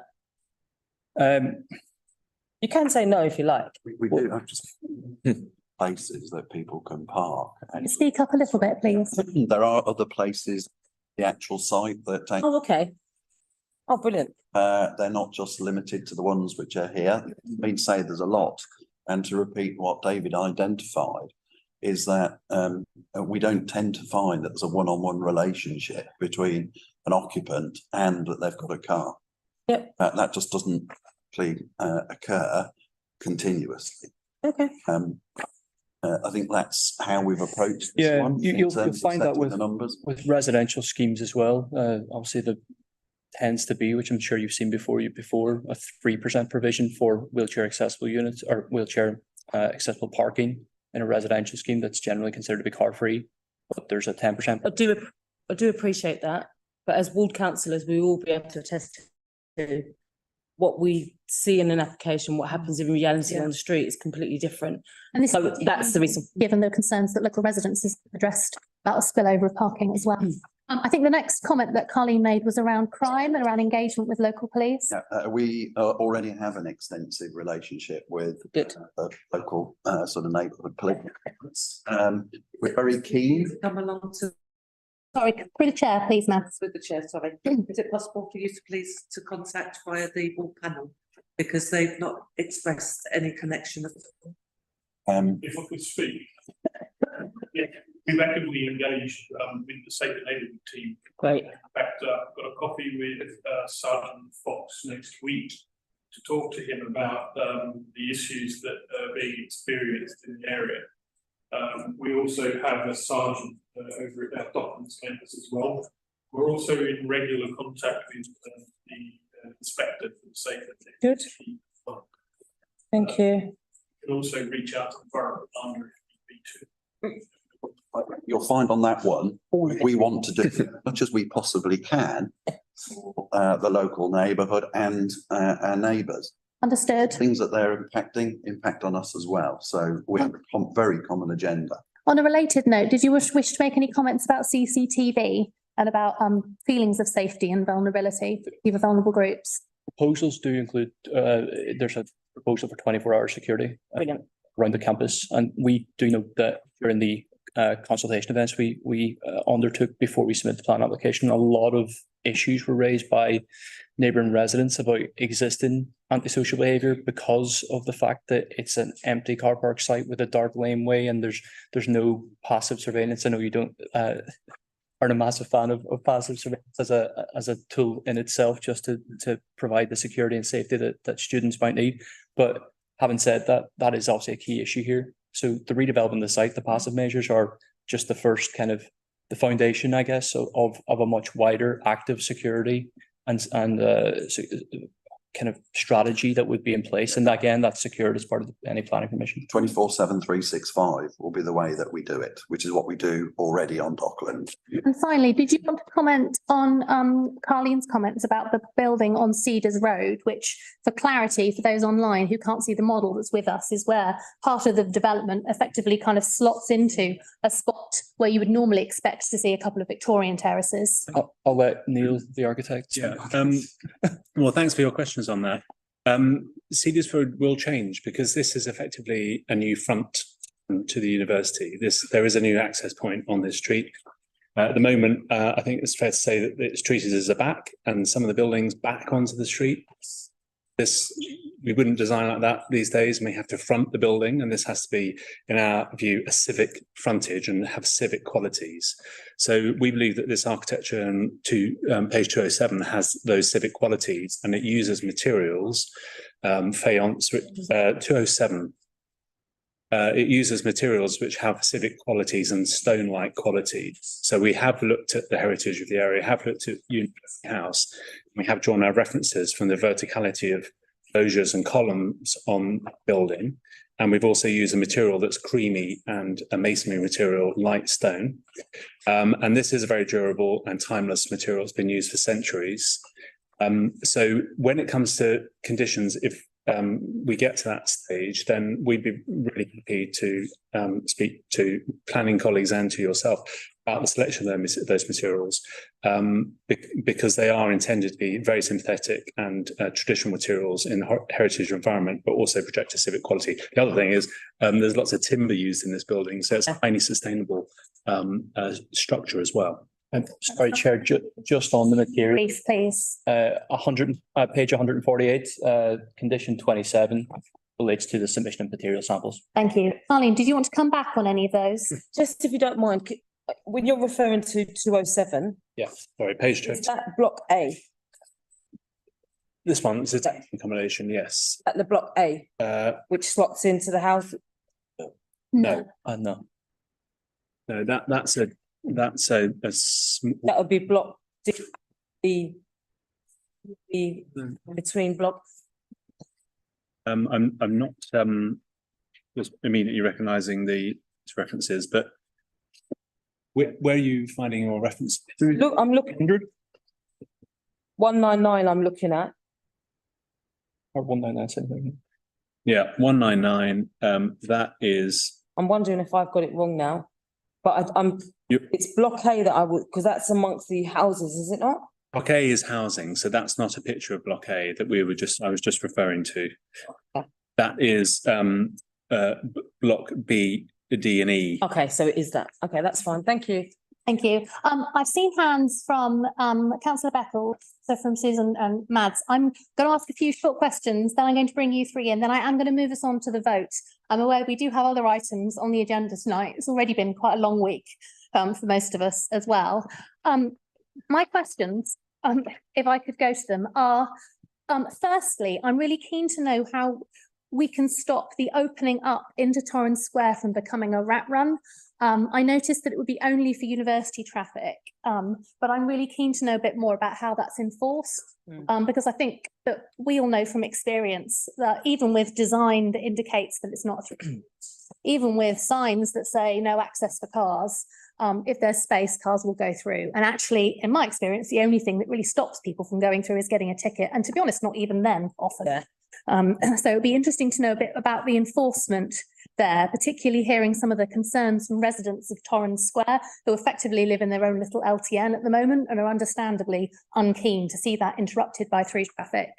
I was also keen to know, or rather just to clarify, I noted the comments from residents with real concern about this impact of any spillover parking. Obviously, this is designed as a car-free development apart from the blue badge spaces. And I just wanted to double check with officers. That means that people who live and work in that space won't be able to apply for residence or business permits that would allow them to park in the surrounding CPZ. Noting also the comments from our union colleague about the impact that would have on, I see that, but the impact on residents parking is also really important. I did wonder about the double-decker cycle storage. It's really good to see such a high level of cycle parking.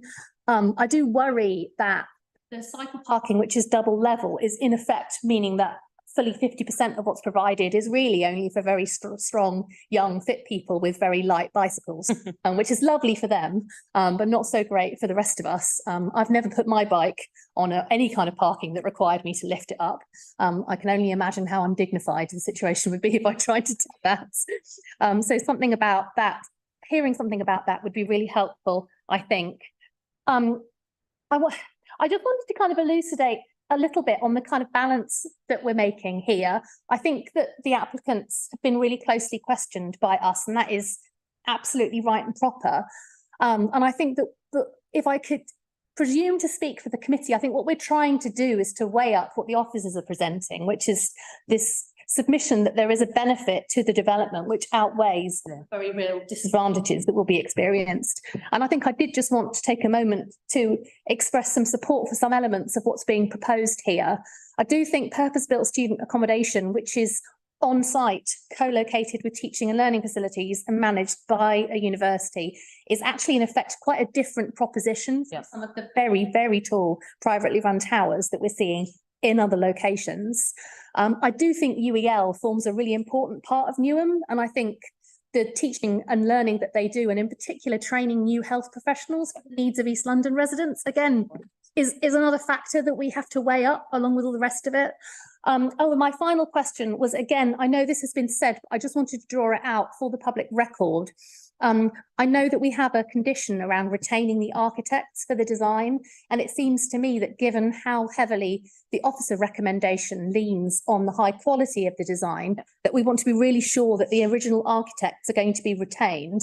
So all of those assurances we have about quality of materials, about quality of finish, about quality of design, aren't kind of value engineered and got rid of by the time any development does.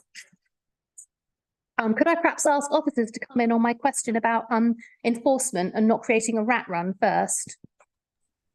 Thank you, Chair. So the Cedars Road access is not meant to be a rat run, and LBN Transportation and Highways both agree with you that that's not what they want to do there. As part of the heads of terms of the Section 278 agreement, where the applicant is expected to continue discussions with LBN Highways on specifically in how the enforcement of that aspect is going to be managed. So I imagine it will be much in the same way much of our low traffic neighbourhoods schemes on healthy school streets are managed, which is via the automatic number plate recognition, which would be issuance of a ticket. So whether there's any further boxes or other public realm mitigations that the highways are going to be that are tried and tested, they'll be suggesting those as well. So it'll be definitely a managed route through the thing, and it would not be a rat run. I wondered if I could perhaps ask colleagues in Highways, if this development does go ahead, to work with the residents of Torrens Square to think about whether any additional traffic calming might be helpful. The physical means to slow down traffic might also be a useful approach, given some of the concerns about what a quiet space it is at the moment. My next point was about it being a car-free development and there not being additional permits issued. Yep. So the heads of terms also include a restriction on parking permits being issued. So as the car parking spaces are being removed, we do expect car-free development. So as with all of our major developments, the first line is always a car-free development. And although there is 8 blue badge parking spaces, any further issuance of parking permits would be restricted for any residents on the site, any student accommodation and staff members on the site. So Yeah, prevent when you any say overspill restricted, parking. that means when you say No. restricted, that means they're not allowed to get them. Yes, that's correct. Okay. I don't know if you can reassure me about the double-decker cycle parking, but if brief, by all means, have a try. Defer to your transport colleague on this. I can hopefully assure you. So the cycle parking we're providing, 20% is in Sheffield standards, and of that 5% is accessible. But because of the requirements, spatial requirements, the number of spaces, there is an element of double stack, and they're a lot easier to use than they look. They're power assisted. They can be used elegantly and without any worries about embarrassing yourself. They work quite well. I was at the University about put a load in, and they work really well. They're very easy to use. Okay. I mean, I think I guessed you would probably say that, but thank you. Can I check, please, with officers about the robustness of the condition requiring the retention of the architects? That will be secured by the Section 106 agreement. So we 100% would be including that ahead of term. There's also a £100,000 fee for if they want to change the architect. Okay, thank you. And I suppose I'd just emphasise from the committee's point of view that retaining the initial architect is, from our point of view, an important gesture of good faith in terms of really believing in what you propose to us. James. Thank you, Rachel. My question is around employment, and I know there was a 35% towards local employment during the construction phase, but just linking in with UEL is very poetic. By UEL, for UEL, for the community. I think only in the university could come up with such an intellectual comment on that. But is there any scope for it to go higher? Potentially 45%. And I can see that you in the heads of terms, number 38, there is scope for 1.5 million to be paid in construction for local labour. But can you go higher, given skills to local people? I mean, we as actually the original anchor institution in Newham, rather than the new visitors, have always striven to actually make the maximum impact locally. I mean, it's interesting when I first read that, you can look at it in 2 different ways, a challenge or actually an understatement. We will do our utmost to ensure that the programmes that we provide from these facilities are populated by people who are currently living in and studying Newham. We can't force them to apply to us though. And that's the more practical sort of limitations. There is absolute no difference between your objective and ours. That's what it is to live and be, created in Newham. We, I think, as an institution, pervade that every single day, every year, for the last 125 and for the next 125. I've got no problem with saying that. And just around the biodiversity and the net gain that's going to be increased, just ongoing maintenance. Haven't seen it within the heads of terms, but you are greening quite a large, sparsely green area, and just to have that ongoing, there's lots of foliage, lots of plants, I'm sure different types of species, just make sure that's ongoing, that your horticulturists are going to be working, throughout the life of the scheme. Yes. Okay. Thank you. Susan. So I've got three really, really quick fire questions. I'd like to echo the concerns that have been expressed around the parking. I feel a lot of the time when we look at these developments and you're going from 18 cycle areas up to accommodating 660 cycles, I just go around the borough and all I see is sort of empty cycle racks because we're just not at that stage yet. And then cutting the cars as well. I'm really worried about that for you. And, it would be good to have some reassurance that a proper impact assessment has been done. In terms of contribution to local green space, I'm wondering where that will be and how that will align. And then as someone who's a chair of health and social care scrutiny, I'm really pleased to hear that you're going to have these new courses, but I'm just wondering how much conversation you're having with Barts Health, with our local primary care teams, and whether there's any kind of level of partnership that these people will actually end up in the borough, because we have a real shortfall at the moment of midwives, of GPs. It would be social workers. It would be absolutely fantastic if there was, I know you can't do a kind of golden handcuffs deal, although it would be fantastic, but just some way to have assurance that this training coming into the area will actually benefit our borough. Yeah. Shall we tackle the transport questions first? And again, I'll defer to Stephen on this.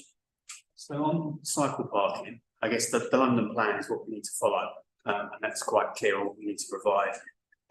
To address your observation about lots of cycle parking, for this scheme, most of the cycle parking will have one bay, but the bulk of that is for student accommodation. So that's inside, covered, not necessarily in the public realm. There is cycle parking in the public realm, and it needs to be for that short stay. But the bulk of the cycle parking is within covered space. What proportion gets used? Because this is my worry, because I see these incredible ambitions, and I'm just not seeing London kind of developing as a cycling area. I mean, is this development going to contribute to improving cycling infrastructure around Stratford to make people feel safer cycling? And I know we've done a lot of work there, but as a nervous cyclist, I think I'd still feel quite nervous there. It's a little ironic because what you've just said to me is what we might often say to TfL if we're negotiating on a scheme. And the answer they would probably give is about encouraging the cycling is there in the outset of the development. So even on day one, if all of that cycle parking is not being used, the aspiration with other infrastructure improvements and other incentives, that cycle parking is ultimately increases the cycle mode share. I mean, you're right, on day one, they might not be fully used. Can I just add to what you've just heard? Because evidently, I mean, we've stuck our necks out and gone for net zero carbon by 2030. That's not just an aspiration. We're doing things. We're replacing all of our technology about lighting, about management of energy, management of heating, optimization. At the core of what we're trying to do here is actually push our transport policy, our one. Now that fundamentally prioritise walking, cycling and public transport. And you've heard from our good colleague on the right about what problems that actually generates. So it generates problems for the people that talk to Sue. It creates problems for me. But we all have to change in what we're going to do, I'm afraid. Now, Newham has got I think the highest levels of death by air pollution in London. Some of that is directly connected to transport. We have to reduce road transport if we stand a chance of actually impacting on that. We can do our bit, right? By hook or by crook, we will have to change people's attitudes to bring about it. But actually, it's through these processes that you help and facilitate that across many others. But I just often wonder whether it's being done in the right way and the right incentives are there. I mean, I hear my namesake and fellow Susan across the way that, you know, it's not as simple as saying to people, you know, here are your bike racks. You know, you can get a nice affordable bike and you can go and cycle. It just isn't an option for a lot of people. And, you know, people aren't thinking, I mean, I really related to what you were saying, because when we were sort of looking at our emissions-based parking in Newham, this is what I was hearing from residents. You know, I have to drop my children to school because of X, Y, and Z.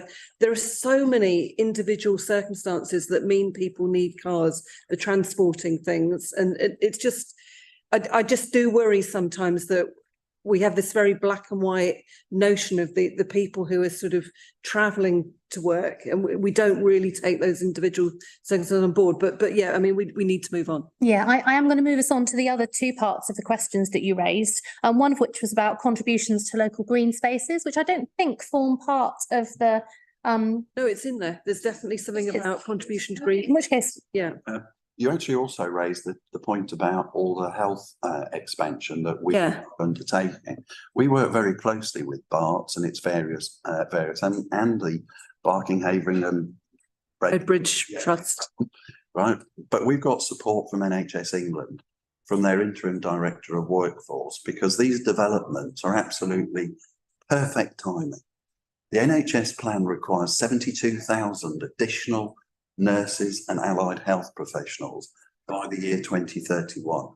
These facilities in our locality give us the opportunity of responding. Could we do it somewhere else? No. No, my question wasn't that at all. My question was, how do we ensure that, having sort of had your wonderful training and graduated from your university, that they stay in you, and where we have huge gaps? One of our core areas of appeal, which is different from other nursing schools in particular, is that we have quite a good proportion of students who are coming into nursing later in life. Yeah. Those are actually much more likely to stay in the locality. And that's one of our particular attractions.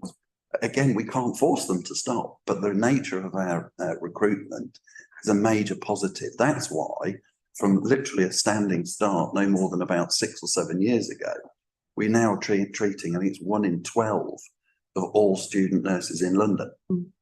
Brilliant. That's the sort of thing that these facilities actually bring to the benefit of us, you, our children, our relatives, when we impact on the NHS. we are moving inexorably towards the vote. Colleen, were you wishing to ask something related to this discussion about health? I have one question about something completely. In which case I will bring in Mads first, if I could again ask you to be brief. Can you please tell me if there is any update on what is expressed on page 45? That no work has been done, and I'm quoting, no work has been done to provide in advance, so you were approved in advance that UVL will mitigate strain of the utilities in the area. Okay, so I'm unsure how we can agree such a large development that is going to bring 650 people plus extra staff for the teaching areas, plus the staff who will be supporting those people working 9 till 5, or those students living there 24/7 with all those ensuite bathrooms, etc. Can you please update me if there has been any work in advance? Mads, are you able to direct us to the bit where it says no work has been done? The objections, comments. Response.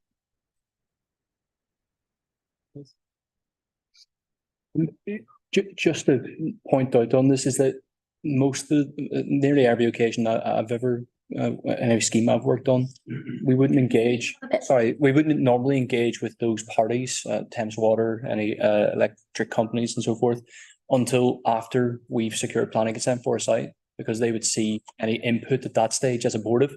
So the reason no engagement's taken place is because you can't really engage with them. We've done as much engagement with them up to this point as you are technically allowed to do. Anything beyond that would be done post planning consent. Can I ask for officer clarification about whether this is the order things are normally done in? Thank you, Chair. Yeah, to an extent, yes, that is correct. So Thames Water have been consulted and they've recommended a number of conditions in relation to infrastructure capacity. So, and feasibility studies to be carried out prior to any work commencing on the development site. That is quite normal for a lot of our large scale residential schemes as well also. And so a similar condition that has been applied to other larger schemes in the borough. Okay, is it possible to express that more clearly in the future? Second question about preparation work. So it also says, I believe on, I don't know if I've got the page for this. So no concert, it occurs throughout the introduction to the document, even on page 1, I think, on page, even before that, on the introductory page. Okay, so it's talking there, oh, that's about the size of the building, sorry. It says no consultation has been undertaken with the NHS services, including and sexual health services. Is that also normal at this stage, officers? Yeah, I remember seeing that on page 44, which I also highlighted. Officers, what would obviously additional student accommodation is going to bring with it the requirement for additional health services to those students in their capacity as local residents rather than as potential trainee employees of the NHS. A different metric. It's the work that is undertaken by the NHS when they are future planning. They actually use a different metric for student accommodation than they do for general residential population, because, and this just happens to be the case, I'm not being salacious, not just because of the amount of GP and dental services that are needed, but because of the high incidence of STIs and therefore the need for sexual health services as well, which are not being provided to your West Centre. Can officers elaborate about the health needs of proposed student accommodation and how we ensure that we're not overloading an already overloaded local NHS? Just double checking on our system about the consultation aspect of the NHS. It's going to take me a moment to do that. While you're looking at that, Carleen, you said you had one very short question. If you don't mind, Chair. Thank you for allowing me to come back in. I noted, and I want to say it's in the heads of terms.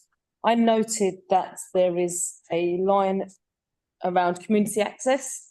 And I just wondered, so I've read the conditions. I guess what I'm going to ask you is what you provide, and you've spoken quite eloquently about what it is that you provide and the benefits of the service. And I think you named it as the anchor institution. I just want to understand actually what that looks like for the community. So in regards to community access, will residents within that space and others be able to access the space as and when? I appreciate you'll have a plan of how that looks, but actually it will be a tangible, what's the word I'm looking for? Tangible relationship, because the reality is often we've seen applications come to us that talk about community access, but actually the community can't get in there. It's selected groups from different places or so, or it's paid provision.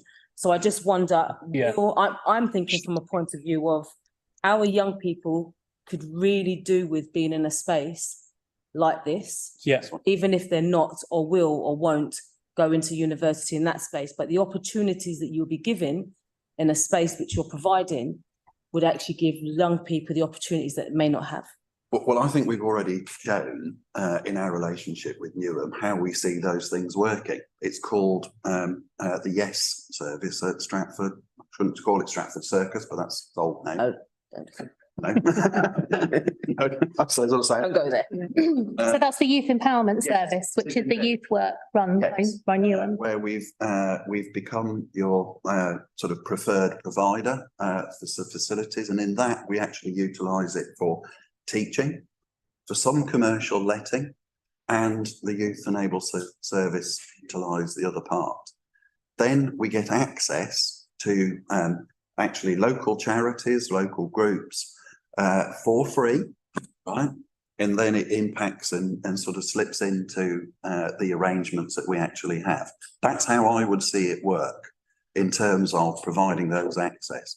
We already provide at Stratford the accessibility to a number of different bodies. And we have no, again, I'm going to say this straight again, we have no problem in actually opening those things up. Right. As long as we can do our teaching, that we have that provision in place. Yeah. Thank you. I think this is a really important point, and I'm really glad that you raised it. There should be an impact of being a neighbour of a university, which goes beyond the overshadowing of buildings or whatever else, but is actually about raising the aspirations of young people around. And I know that a lot of your intake has tended to be people from more deprived backgrounds compared to other higher education institutions. And I believe you have quite a lot of, as you said, a local intake of students as well. Is that right? Right. Raj, were you able to locate the information that you were looking for? Yeah, so a health impact assessment was also supporting the application provided along with the environmental statement, and as part of that, they've prepared the statement in line with the NHS Healthy Urban Development Unit Rapid Health Impact Assessment tools and the NHS Who Do Healthy Urban Planning checklists. So they have done an assessment in terms of health as part of that, as part of the development scheme. But maybe the applicant could. And that includes the specific health needs of students, does it? Yeah, so it would be in relation to their development as opposed to just a generic development. Okay. I would like further clarification on that, please. You want that now before we move to a vote? I would feel happier having it before we make a decision. Also, what is it that you're asking Raj for? Can I double check? Maybe the applicant is able to sort of clarify more on the health impact assessment. I think Rajvinder's probably covered it as much detail as we could. A health impact assessment was submitted alongside the planning application, which assessed the associated health impacts, as the name would suggest. And it was based on the proposed. Being mitigated. Well, the mitigation of the development is through the Section 106 obligations and still community infrastructure levy as part of the development as well. Well, one of the issues is how can you force the NHS to put an extra GP on, how you can force them to put another pharmacy on, and you can't. Fundamentally, this facility is about giving them the ability to do it. And that's the reality of it, because we all very well know that in addition to the growth plan they've got, there is a significant issue in vacancies. Right? And we all know that trainees, once they're qualifying, if they are not from this location, do migrate out. And that's the sort of circular argument that fundamentally. I do understand. Sorry, through the chair, please, Mads. Chair, I do understand the circular argument that you are making, but the thought of suddenly parachuting 650 people who need health, dental and other services, as well as the extra staff that will be there because of the increased teaching load, as well as the extra staff who are going to be supporting the staff and the students who are working in other capacities, who are going to be on that site, whilst you may be paying money into the community for various aspects. I don't actually see what you are doing to provide the even through some kind of system where you have like students helping, like say the dental service at the London, where the students can work on the public, etc. The wellbeing centre and with the services, these courses you're offering, is there a way in which you can offer GP services on site for the students, dental services on site, and other health and sexual health services other than your counselling that's going to be offered at the wellbeing centre? Briefly, yes, please. Well, we are looking at, and obviously it's worthwhile pointing out that every single student that will come will be placed into the NHS, be that in primary care, secondary care, or any other settings that their particular programme enables, okay? What we can't do is actually generate staff to fulfil an NHS role. I don't think that's within our ability to actually undertake that. But I certainly can actually go and see to what extent can we, in our educational environment, create what I would broadly identify as our own version of a placement. So, for instance, we could, and indeed we are looking at, seeing how we can open a pharmacy on site that will provide both prescribing and other more community orientated activities. And that's likely to come forward in perhaps later in the year, this calendar year, as a planning application in terms of change of use. But it is entirely dependent on the NHS facilitating that. Well, sorry, Mads, through the chair, please. I am going to wrap this item up now. I think there's a limited amount more we can get out of it, but perhaps I could just ask officers and the applicants, depending on what happens next, to follow that up and to find a way of pursuing the concerns that committee members have about the impact on stretched NHS services, as Mads said, parachuting in a number of additional people. I'm very aware of the time. I'm very aware of our huge agenda. Raj, could I please ask you to share your screen with the officer recommendations so that I can move us to the vote? As ever, I'm not going to read the whole thing out, but you'll see that a Strategic Development Committee is asked to note the update and resolve to agree the reasons for approval, etc., etc. Can I ask members, please, those in favour to raise their hands? Thank you. And those against? And any abstentions? Thank you very much for coming and thank you for your time today. This has been a really long discussion, but it is an important development and we look forward to seeing what happens next. It is now 8:15. We've got 2 more items on the agenda. I'm going to suggest that we have a comfort break and that we reconvene at 25 past. I'll ask the clerk if she can suspend the YouTube broadcast whilst we do that. Standing orders, do we?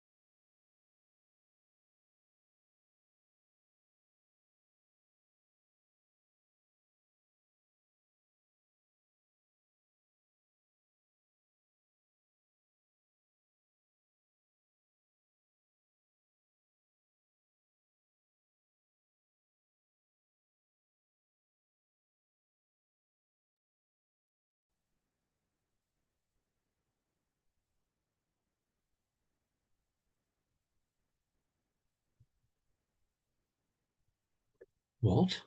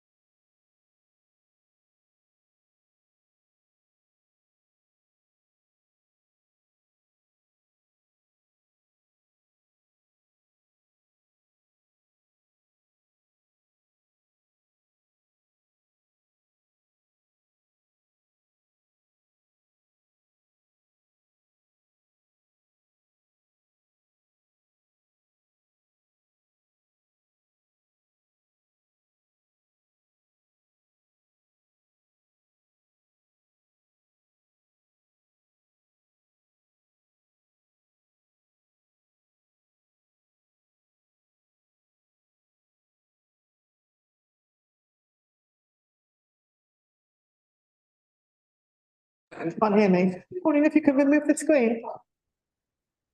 Thank you. Thank you and welcome back to this meeting of the Strategic Development Committee. Those who are still with us, we just had a short comfort break after our first substantive item, and we now move on to item 6, the second item on the agenda. Oh, yes. Colleen. Chair, are we able to move standing orders for the conclusion of business? It's almost 8:30 now, so I think that's wise. Yes. Can I ask for agreement that we move standing orders until our business is completed? Agreed. Agreed. Thank you very much. Item 6, therefore, Alison Crooks.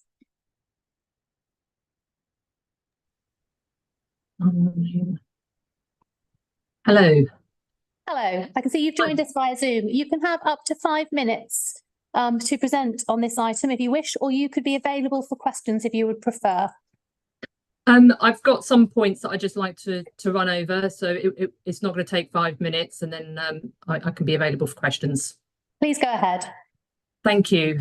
I thought it'd be useful just to remind ourselves of some of the background and context. I last addressed this committee in September 2021, where an application was made to allow the operations to continue at the site until 19th November 2024. There were a lot of local objections at that time, and I recall Councillor Brayshaw attended and raised concerns about the site operations, specifically in relation to dust and the condition of the road. At that committee, it was agreed to allow the operations to continue for another year, and that provided members some comfort that environmental issues could be reviewed and monitored in that year period. We came out of that meeting, and RMS didn't want to just sit back and continue for another year. We wanted to do some full engagement with locals. So following that, we contacted Councillor Brayshaw and asked him to sort of act as a mediator and a chair to help us contact residents. And so following that was a period of positive dialogue and interaction. We held our first meeting with residents in November 2021. Okay. So we could understand the frustration that residents had about reporting issues. So from that meeting, RMS set up a dedicated email address for residents to contact the compliance manager directly if they had any concerns. And this allowed RMS to investigate those concerns, implement any corrective action and report back. And that worked particularly well. Also from that meeting, RMS carried out some more intense training of their drivers, and this was used to reiterate positive points such as considerate driving and parking. This was monitored, and no complaints about HDVs have been reported to us anyway since February 2022. Training forms a big part of RMS's compliance procedures and is carried out regularly both in-house, and they use external specialist providers.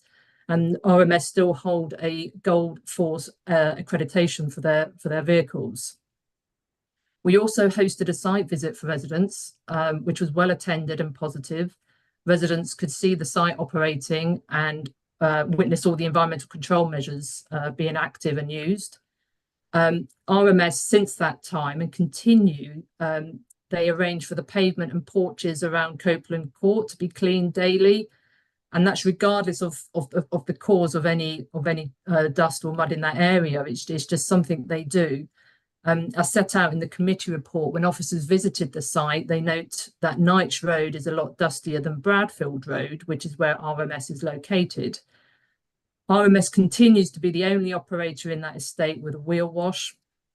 And also following those meetings we had with residents, RMS agreed to relocate some of their operations further south into their site, which is what forms part of this application before you. And we feel we measure the success of that community engagement by the fact that we've received no communications and no complaints either from the council or residents since August 2022. And in addition, this application has received far fewer objections than that application did in 2021.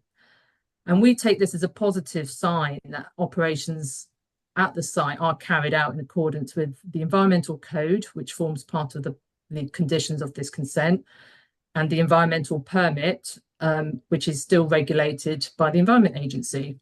And they continue to operate as a considerate neighbour and will continue to carry out community engagement.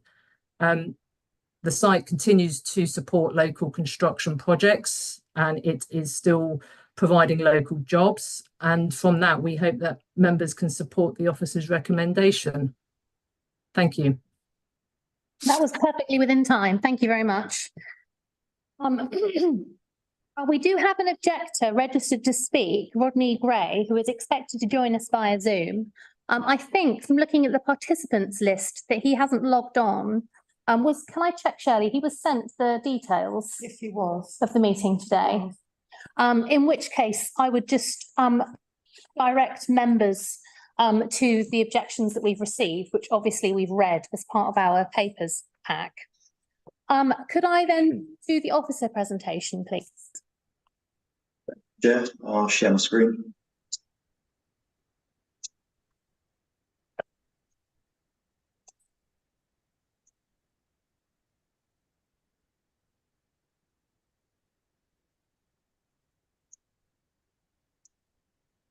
Is everyone able to see the presentation and hear me clearly?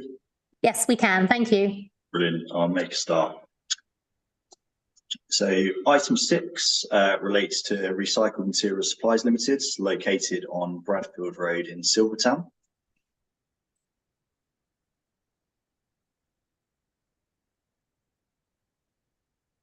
Slide 2 shows the site location and a recent aerial photograph. The site lies within an area which historically has been made up largely of industrial uses and shares a boundary with land allocated as a strategic industrial location. Surrounding uses include a waste recycling facility, concrete and mortar batching plant, concrete manufacture, open storage, and an industrial estate. Residential uses have started to emerge in the area in recent years, with Deanston Wharf and Royal Wharf estates to the east, along with Copeland Court, a residential block situated on Knights Road to the north. Lyle Park is located immediately to the east of the site. The application site and Lyle Park fall within local plan strategic site location S20, which supports residential mixed-use redevelopment within the short to medium term. The application in question seeks a time-limited planning consent for the continued use of the site for the recycling of construction and demolition waste materials until the 19th of November of this year. The use of the site would not be intensified and the business would continue to operate within the criteria set out within its environmental permit. Once permission has lapsed, the business would be relocated to a site in Dagenham, and strategic redevelopment of the site would then come forward in line with local plan objectives.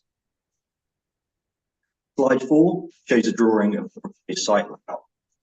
The site would provide HGV parking within the northern part of the site, with the southern part of the site used for processing waste materials, positioned further from the residential units in Copeland Court. The concrete area in the centre of the site, hatched on the plan, would be used for loading, unloading and manoeuvring of HGVs. Just for context, as Alison said, in 2012 permission was granted for the current use of the site. This expired in November 2019. In 2019, the applicant submitted a further application to seek further time to use the site. This application originally sought consent for 5 years, but was amended for 5 months in order to resolve the EA permit, which remains in use and is relevant to the site today. In 2021, consent was granted for the site to continue to be used for a further year, and the current application seeks to extend this consent until November of this year. In terms of public consultation, 338 neighbouring properties were consulted on the application. The site notice was also erected on Bradfield Road and press notice advertised within the Newham Recorder. Responses were received from 46 properties, and these responses to these comments have been provided within the officer report and addressed within the assessment where relevant. With regards to principal development, the MPPF at paragraph 194 identifies that where development proposals are subject to separate pollution control regimes, decisions should be made on whether a proposal is an acceptable land use rather than based on the control of processes or emissions. In this case, the environmental aspects of the land use are controlled by an environmental permit issued and enforced by the Environment Agency, and therefore the assessment of the principal development considers land use only. The use of the site for construction and demolition waste recycling has been established for more than 10 years at this site, and whilst it is acknowledged that a number of residential uses have been introduced in the surrounding area in recent years, the site continues to be situated within a principally industrial area on the edge of a strategic industrial location designation, and therefore is not considered to be out of character within the surrounding context. The site is designated within the local plan for comprehensive residentially led redevelopment, which is likely to come forward in the short to medium term. The continued use of the site until November 2024 would ensure use is made of the land until said redevelopment is brought forward. As such, the principle of development is considered acceptable, subject to compliance with other planning considerations covered within the officer report.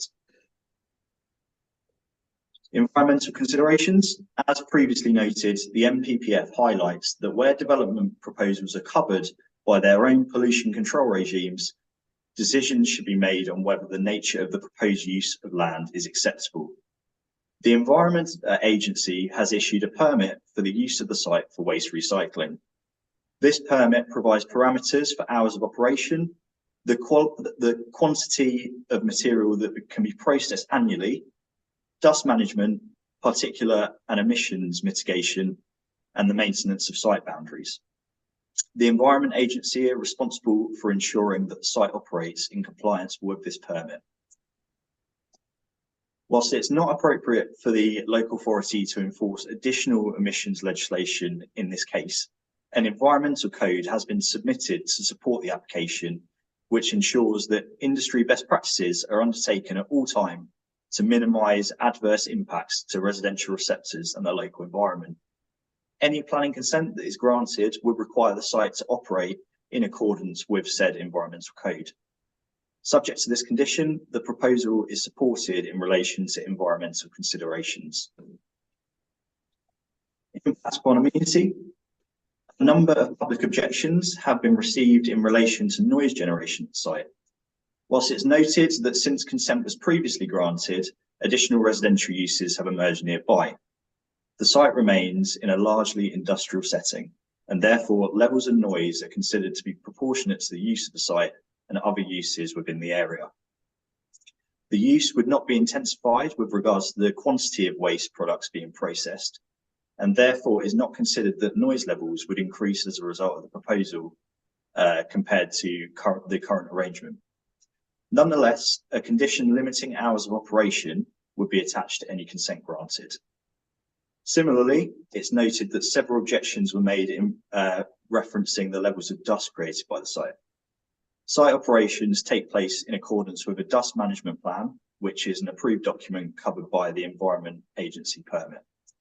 As previously stated, a condition would also be attached to any consent granted, requiring site operations to comply with the submitted environmental code, which seeks to manage dust, odour and noise associated with the site. As such, subject to this condition, the application is supported with regards to impact on amenity. Transport. Access points to the site on Bradfield Road would be retained. All vehicles are expected to enter and egress from the site in forward gear and follow an agreed one-way system before joining North Woolwich Road to the north. A wheel washing facility is installed within the site, and all HGVs must use the wheel wash when entering and leaving the site to ensure the local highway network is clear of debris. This is also a requirement within the environmental code. As part of the application, an updated transport assessment was submitted, which confirms that the number of trips made to and from the site daily would not intensify, and therefore the impact on the local highway network would be no more significant than the current arrangement. To ensure that the agreed HGV routing and transport-related aspects of the environmental code are adhered to, the obligation to submit an up-to-date transport management plan would be secured by condition. Subject to this condition, the proposal is supported in relation to transport management. Risk. Given its position north of the River Thames, the application site is located within flood zones 2 and 3, meaning it's susceptible to surface water flooding. The risk is mitigated through existing flood defences. The site does not have a history of flooding. However, given that the site is largely made up of concrete surfaces, a sustainable urban drainage strategy has been requested. The strategy indicates that the site is served by an existing infiltration trench on the eastern boundary of the site, whilst the proposed lorry parking area to the north would be made up of permeable shingle. The lead local flood authority have been consulted on the matter and are satisfied that given the intensity of the site would not increase, that the drainage facilities would continue to be sufficient to serve a development of this nature. Subject to a planning condition being attached to any consent granted to ensure that drainage measures are implemented and sufficiently managed, the proposal is supported with regards to flood risk. And with regards to all other matters, the application site lies within the Royal Docks Archaeological Priority Area. Historic England have reviewed the application and have considered that the nature of the proposal is such that there is unlikely to be a significant effect on any potential below ground heritage assets. With regards to habitat regulation, the application site is located outside of the special area of conservation, and therefore no mitigation or financial contributions have been requested in this regard. The application is therefore supported in relation to these planning considerations. To conclude, officers request that the committee resolve to agree the reasons for approval set out within the officer report and as discussed within this presentation and update report, and to then delegate to Director of Planning to approve a time-limited planning consent subject to the conditions listed in Appendix 1 of the report. That concludes my presentation. Happy to take any questions. Thank you. We move now to questions or debate from members. Can I ask for any hands for anyone who wants to ask? Susan. It's a really interesting application, this one. I don't think I've seen such detailed letters of support for a proposal from staff actually working for the company involved, and it was really nice reading some of the support letters from members of staff. One thing that worries me though is there appears to be a period of unlicensed planning usage between October 2022 and now. And I'm just wondering how that came about and whether that means that the company will be paying something retrospectively for this period when they didn't operate. And finally, there was a rather concerning comment in the report that was saying that because the license had lapsed, they kind of they weren't being held to particular sort of standards of operation, even though, you know, clearly they feel that they've sort of complied with them. And I find that quite worrying as a kind of principle. So, I mean, just decanting that, I mean, I guess what I'm asking is, what was this sort of weird period since October 2022 to up till now? And will there be any payment for this period? So I'm quite happy to take that, Chair. So the application was made prior to the previous consent lapsing, and it's just purely down to ourselves in the plan department for not getting this over the line quicker than we have. So in terms of, you know, the RMS operating, we've been unable to take any action should complaints be made by members of the public regarding it.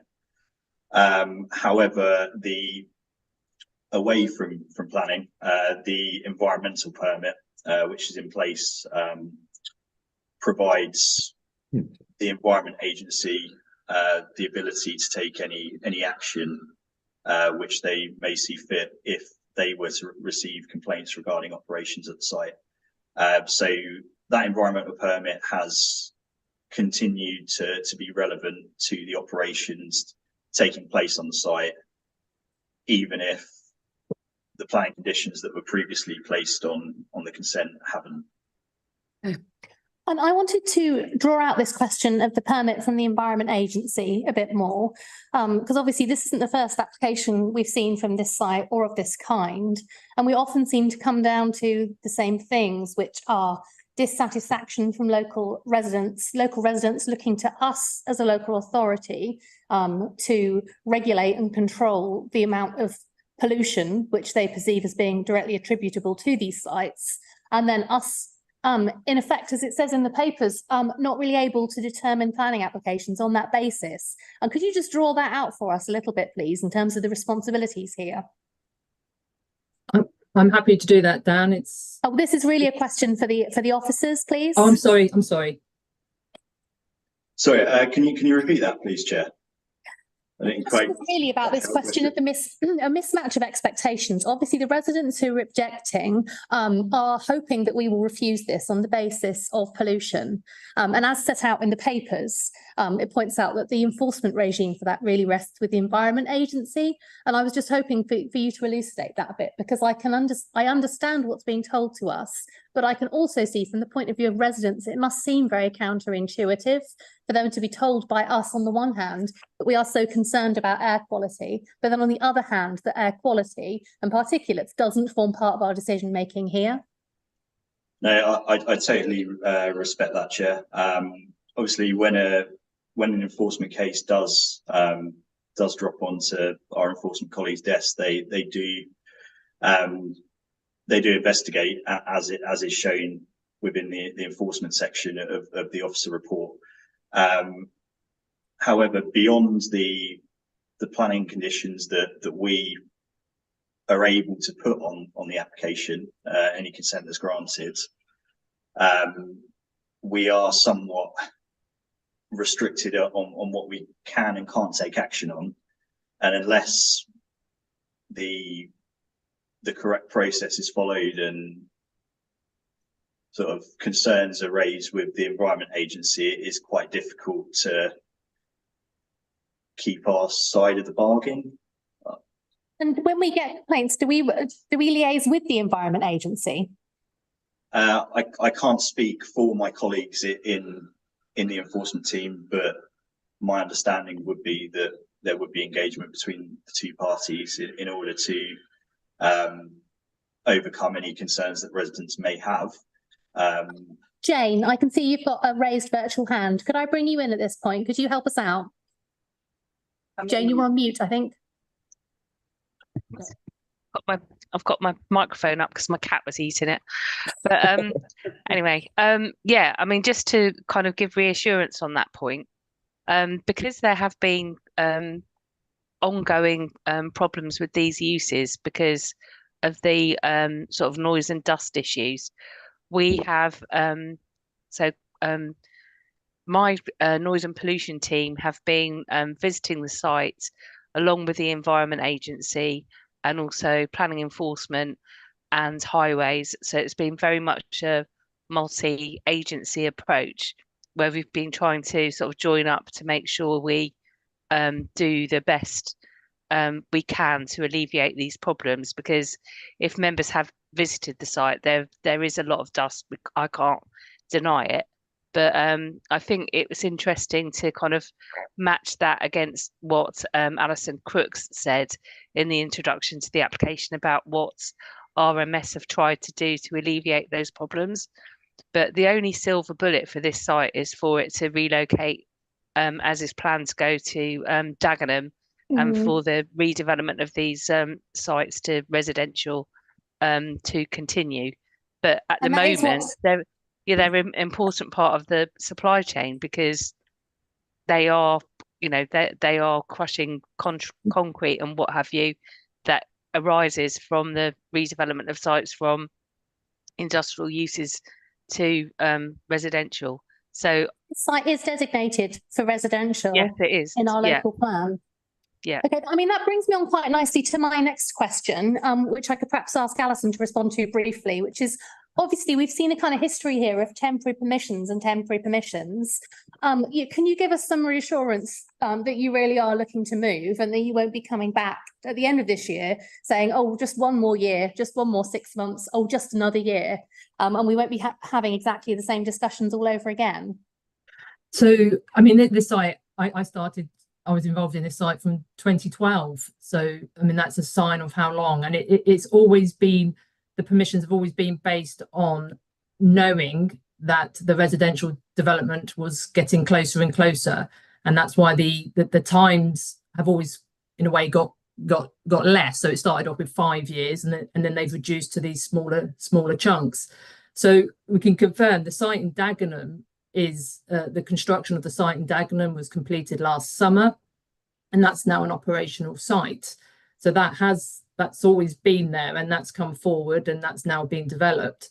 The operations at this site, there's still a lease on this site to the end of to the November deadline 2024. So that's the deadline we're all working to. And that's really all I can offer you at this stage, is that as what's said in the application, the plan is to move on to Dagenham. Thank you. Whilst I have you, Alison, I was obviously interested to hear what you had said about what you perceived to be a sort of downturn in local complaints directly to you, since you'd put in place some mitigation. Obviously, the thing that then leaps out at me, which I'm sure you will have read as well, is all the comments from the objections, where residents are claiming variously, seeing vehicles idling, seeing very unsafe driving from HGVs, also saying that aggregate is being heaped up above the level of the fences in breach of planning conditions, and also saying that the spraying, which should dampen down some of the finer substance, is not always in place. I wondered what your response was to those observations from residents. So, taking that back, a lot of those issues were present around that time, which was 2021 going into 2022. And in that time, and from the engagement we did, we did narrow down to what the issues are. Unfortunately, and I think I've said this before at the previous meeting, is there has been a blame culture that goes on in Bradfield Road and Knights Road. And so we were trying to identify clearly what the residents' issues had with RMS, because mud and debris and dust on Knights Road isn't always attributable to RMS. There's a lot of other operators there. So by having that dialogue, it gave the opportunity. So if there was a vehicle parked where it shouldn't do, a resident would take a photo, send that to the compliance manager, and it was dealt with. And what followed from there was a lot of training went on. RMS have 100 drivers, and everyone was hauled in and went through toolbox tools, and that continues, and it still continues now. RMS do a lot of external training, even with the police, to come in and check on all their vehicles. It's a very regular occurrence that they have these these training, and that's to help maintain their gold forwards, because RMS are proud of their vehicles and they're proud of the livery. They're not ashamed. Every vehicle they have has their name on it, so they want to be seen to be doing well. And I think looking back at the list in the committee, that was at the time the application went in, which was August 2022, and I can only vouch for what we've had. We haven't had anything since that time. We haven't had complaints. And we take that as a measure that all the training, all those meetings were effective. Thank you. Colleen. Thank you, Chair. I do just want to pick up on some of the points that's just been made. So looking through the documents, which is the documents were provided for tonight, and I guess it's been picked up that the objections and support for the application is somewhat out of date.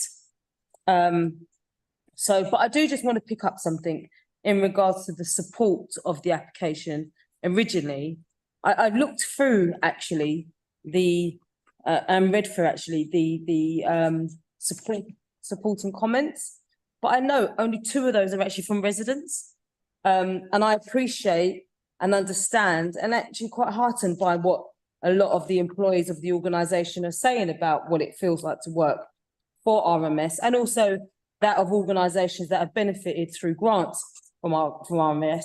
But I do still want to note it's only 2 residents that were actually in support at that time. It may have been appropriate that maybe there could have been another consultation and there could have been evidence of the comments that you're making this evening regarding all the hard work that you've gone through as an organisation to address some of the issues that arose at that point in time.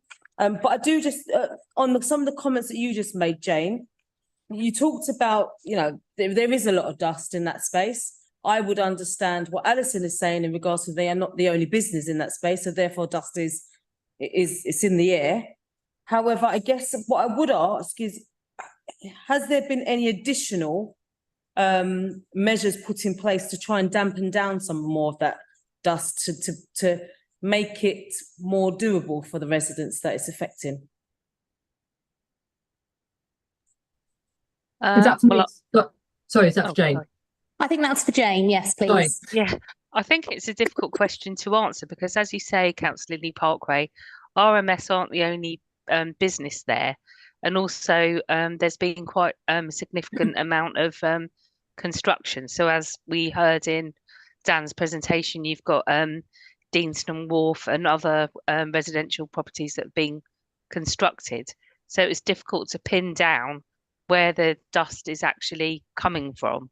Yeah. But for RMS, there have been measures which we've discussed, such as the spraying to suppress the dust. Also, trying to make sure that lorries are sheeted, and then other measures like the wheel washing and cleaning, but in sort of consultation with highways, who also have an increased regime of street sweeping. It is difficult to say who creates the dust. Yeah. And I think this hopefully, and as we've heard from Alison, the site in Dagenham is kind of ready to go. If this is the last renewal of permission that we've got, the only silver bullet is for them to for these uses to gradually be redeveloped, because what we've found with residential uses that have come into this area and other areas is that people sort of buy off plan and they don't kind of go and look and see what they're buying into. So we do have complaints from new developments about things that were there before they were, if you see what I mean. Can I ask, in terms of the other uses in the surrounding area which are also producing dust, are those similarly time limited and designated as residential in the medium to long term? I'm pretty sure they're designated as residential, and I think they're on temporary permissions as well. Is that right, Dan? That's correct. So the Lyle Park West allocation will be subject to the managed release of some of that strategic industrial lands, and also the application site. There were just a couple of comments I wanted to make before I see another two hands here. I mean, the first is that, again, I'm kind of trying to look at this through the eyes of the local residents who obviously have a very real lived experience there and have expressed a lot of their frustration both here and in previous applications. And one comment I have is I think I would find it difficult to hear the argument not all of the dust can be attributed to RMS if I were a local resident, because of course the same could be said for any of those producers. And so I feel like we could just end up on a kind of merry-go-round, whereas each site applies for more temporary permission in turn. We all agree that at each site that, yes, the air is full of dust, yes, the roads are dusty, but it can't be attributed to this particular one. So there's nothing we can do. I don't see there's necessarily an answer to that, but you know, it does seem to me that would be a very real frustration. The other thing, which again, I think you need to say here, because it's important to hear it, is when we're talking about debris on the roads, and again, muddy roads was mentioned in one of the objections. Of course, this was a site where a cyclist, Ben Wales, was actually killed not that many years ago. And again, I'm just very aware that there will be people looking at this application who will have been members of his family, and you know, this is the real life of a real person, and it's just really important for us as a committee to recognise that as well. Madeline, can I bring you in next, and then we'll come back to Carleen. Thank you. On page 324, there's a statement that says that the boundary fence, which is due to hold back some of the aggregates and sand, was expected to be at 6 meters high. Now, I think this is quite old information. Has that been, but it wasn't. Has that fence now been raised? Because I believe it was suggested that it be a condition. This is on page 324. Information as one of the objections says that it's unclear whether the boundary fence that has been installed reaches 6 meters in height. And the objector says it appears that it falls short of this height, and we'd be grateful for the council to confirm the applicant are meeting their obligations. Can officers help? If I can turn you to page 292, there was a enforcement case opened with regards to that fencing. So it relates to accordance with conditions attached to the previous consent in relation to perimeter fencing. And that case was closed in October of 2022 after the matter was addressed by the landowner. So it's our understanding that the 6 meter perimeter fencing now covers the whole of the site as per previous conditions. And the wheel washing for vehicles leaving the site that was proposed to help with the muddying of the road, was that successful? Is there now less muddying of the roads, and therefore, you know, less likelihood of another cycle death like poor Mr. Wales, and also the other 2 people that had accidents that were non-fatal due to mud?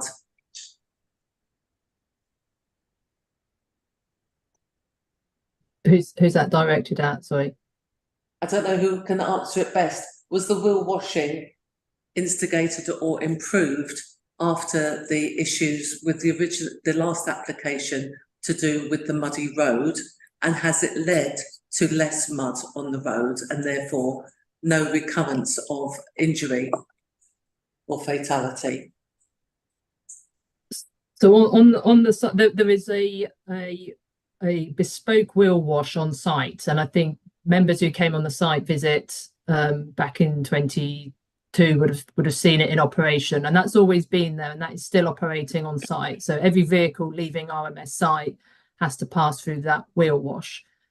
In addition to that, RMS have a dedicated road sweeper, and they have 2 members of staff, and they take it in turns, and that vehicle is continuously used around that estate to clean. And I want to just make the point, I think I said at the start, that RMS is the only company that has a wheel wash in that estate. So all of their vehicles leave their site through the wheel wash. And they're the only ones that provide sort of the road sweeper in addition to what Newham are doing, but RMS do their own road sweeping as well.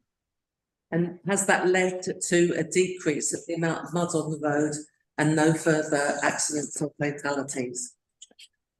I don't think there's been any. Well, I'm not aware of any other accidents in that area, and I can only measure the cleanliness on the basis that the Environment Agency, who do inspect the site, haven't raised any issues with RMS. Thank you, Carleen. I'm not sure my comment or question is relevant, but I just, Alison, can I just have some reassurance? I think I heard Jane reassure, but as you are the applicant, can I just have some reassurance that what it was back in 2022 is not what it is today in regards to the level of mess, dirt? I appreciate that this is an industrial site, and I would hope that organisations would be neighbourly to the new residents moving into that space. But I am also very aware that actually, as businesses, there needs to be a space for you also. So I just want to understand, Alison, that as of today, is things different to what it was previously with regard to the material considerations of this application? And that the application is to grant permission up to November 2024. Yep. Do we have assurance?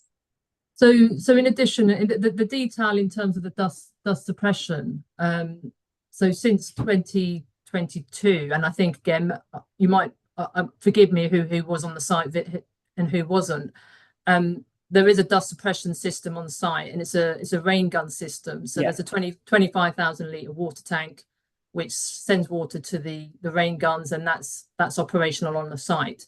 And then since 2022, they RMS bought what's called a dust cannon, which is a mobile unit, which is there permanently now, and that's on the part of the site that's nearest to the residents, and that's there continuously now, and that has been since 2022. That's been there.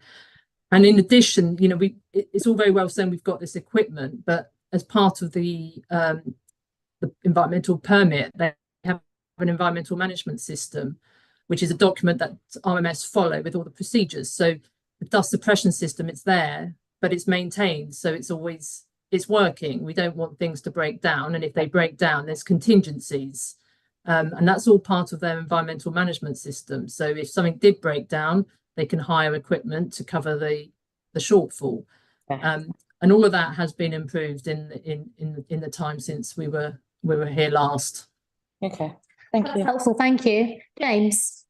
Thanks, Chair. Again to you, Alison. I know you've just touched on it about the additional work that can be done, but is there anything further, maybe beyond the wheel wash? Is there another wheel wash that could be added, or some sort of mat or layer that could be put down so that when vehicles go across it, it takes off the additional dirt from tires? And in terms of I guess community engagement, is anything, I don't want to set you up to fail, but I can imagine that there's a lot of residents who they just want to vent, and they want to have their views taken on board about what's going on, and you might also learn something new that you're not doing. So perhaps a Zoom or Teams meeting, and working with the local councils, of course, just to set it up and just to find out, and explain to residents that it's a temporary use, and it might not be temporary, but they might hold you to account the same way that we are, and that your transition plan from now until November is actually in place, it's robust, and you will be going to Barking and Dagenham once it's up? Yeah, so on the first point, the wheel wash that's installed is quite sophisticated. You wouldn't need to put another one in there. It's when the vehicle drives onto the unit, it jet waters on the side and underneath. So it's a very robust system that they've got. One of the other things that help in terms of preventing mud in the first place is not to have vehicles tracking through it on the site. So the concrete surface was extended as part of one of the previous application, and that's quite clear. So we'll keep vehicles on the concrete rather than off the concrete where there's a high risk of dragging mud on the wheels that then you have to put through the wheel wash. So those things combined were designed to prevent that happening. And then in combination, as sort of another belt and braces, is the road sweeper that continually goes up and down around the site entrance to make sure that if anything did then drop off post the wheel wash, that it's collected. But they even do simple things. They'll have somebody with a shovel and a broom going up the pavement and just cleaning up as they go throughout the day. And there are additional measures that RMS took on board sort of from last time. And with the community engagement, RMS have never stopped that, and they're open to continue with community engagement. How we facilitate that, I don't know. Councillor Brayshaw was quite very supportive of that, and I'm not sure if Councillor Brayshaw is still available to assist if we need that facilitation. But RMS were always willing to carry on and keep the lines of communication open. Okay. Perhaps we could encourage you to keep doing that, and I'm sure that Councillor Brayshaw and his ward colleagues remain willing and able to help that happen. Yeah. Colleagues, I think I am going to move us on to the vote at this point. Dan, could I ask you to reshare your screen, please, with the recommendation from officers? Thank you. We are asked to note the update and resolve to agree the reasons for approval as set out, etc. Can I ask, please, those in favour to raise their hands? Thank you very much. That is unanimous. Thank you. Those, Alison, and indeed anyone else pertaining to this application, you are of course welcome to stay for the remainder of the meeting, but we will understand if you don't want to. This brings us on to item 7, which is the final item on our agenda. Reading through the papers, looking at what we've got for this item, I'm minded to exercise my right as chair to move us straight to the vote if committee members are agreeable. There are no objections received. The officer report is very thorough and covers all of the issues that we need to. I think a couple of us had a couple of questions about a couple of matters that were really just out of interest, really, in light of what is being proposed. For anyone who is watching via YouTube, this application concerns the reinstatement in a new location of a listed, grade 2 listed chimney at Beckton Sewage Treatment Works. Are committee members content if I move us straight to the vote? Please. Thank you. In which case, Liam, are you able to share the officer recommendation, please? Yes.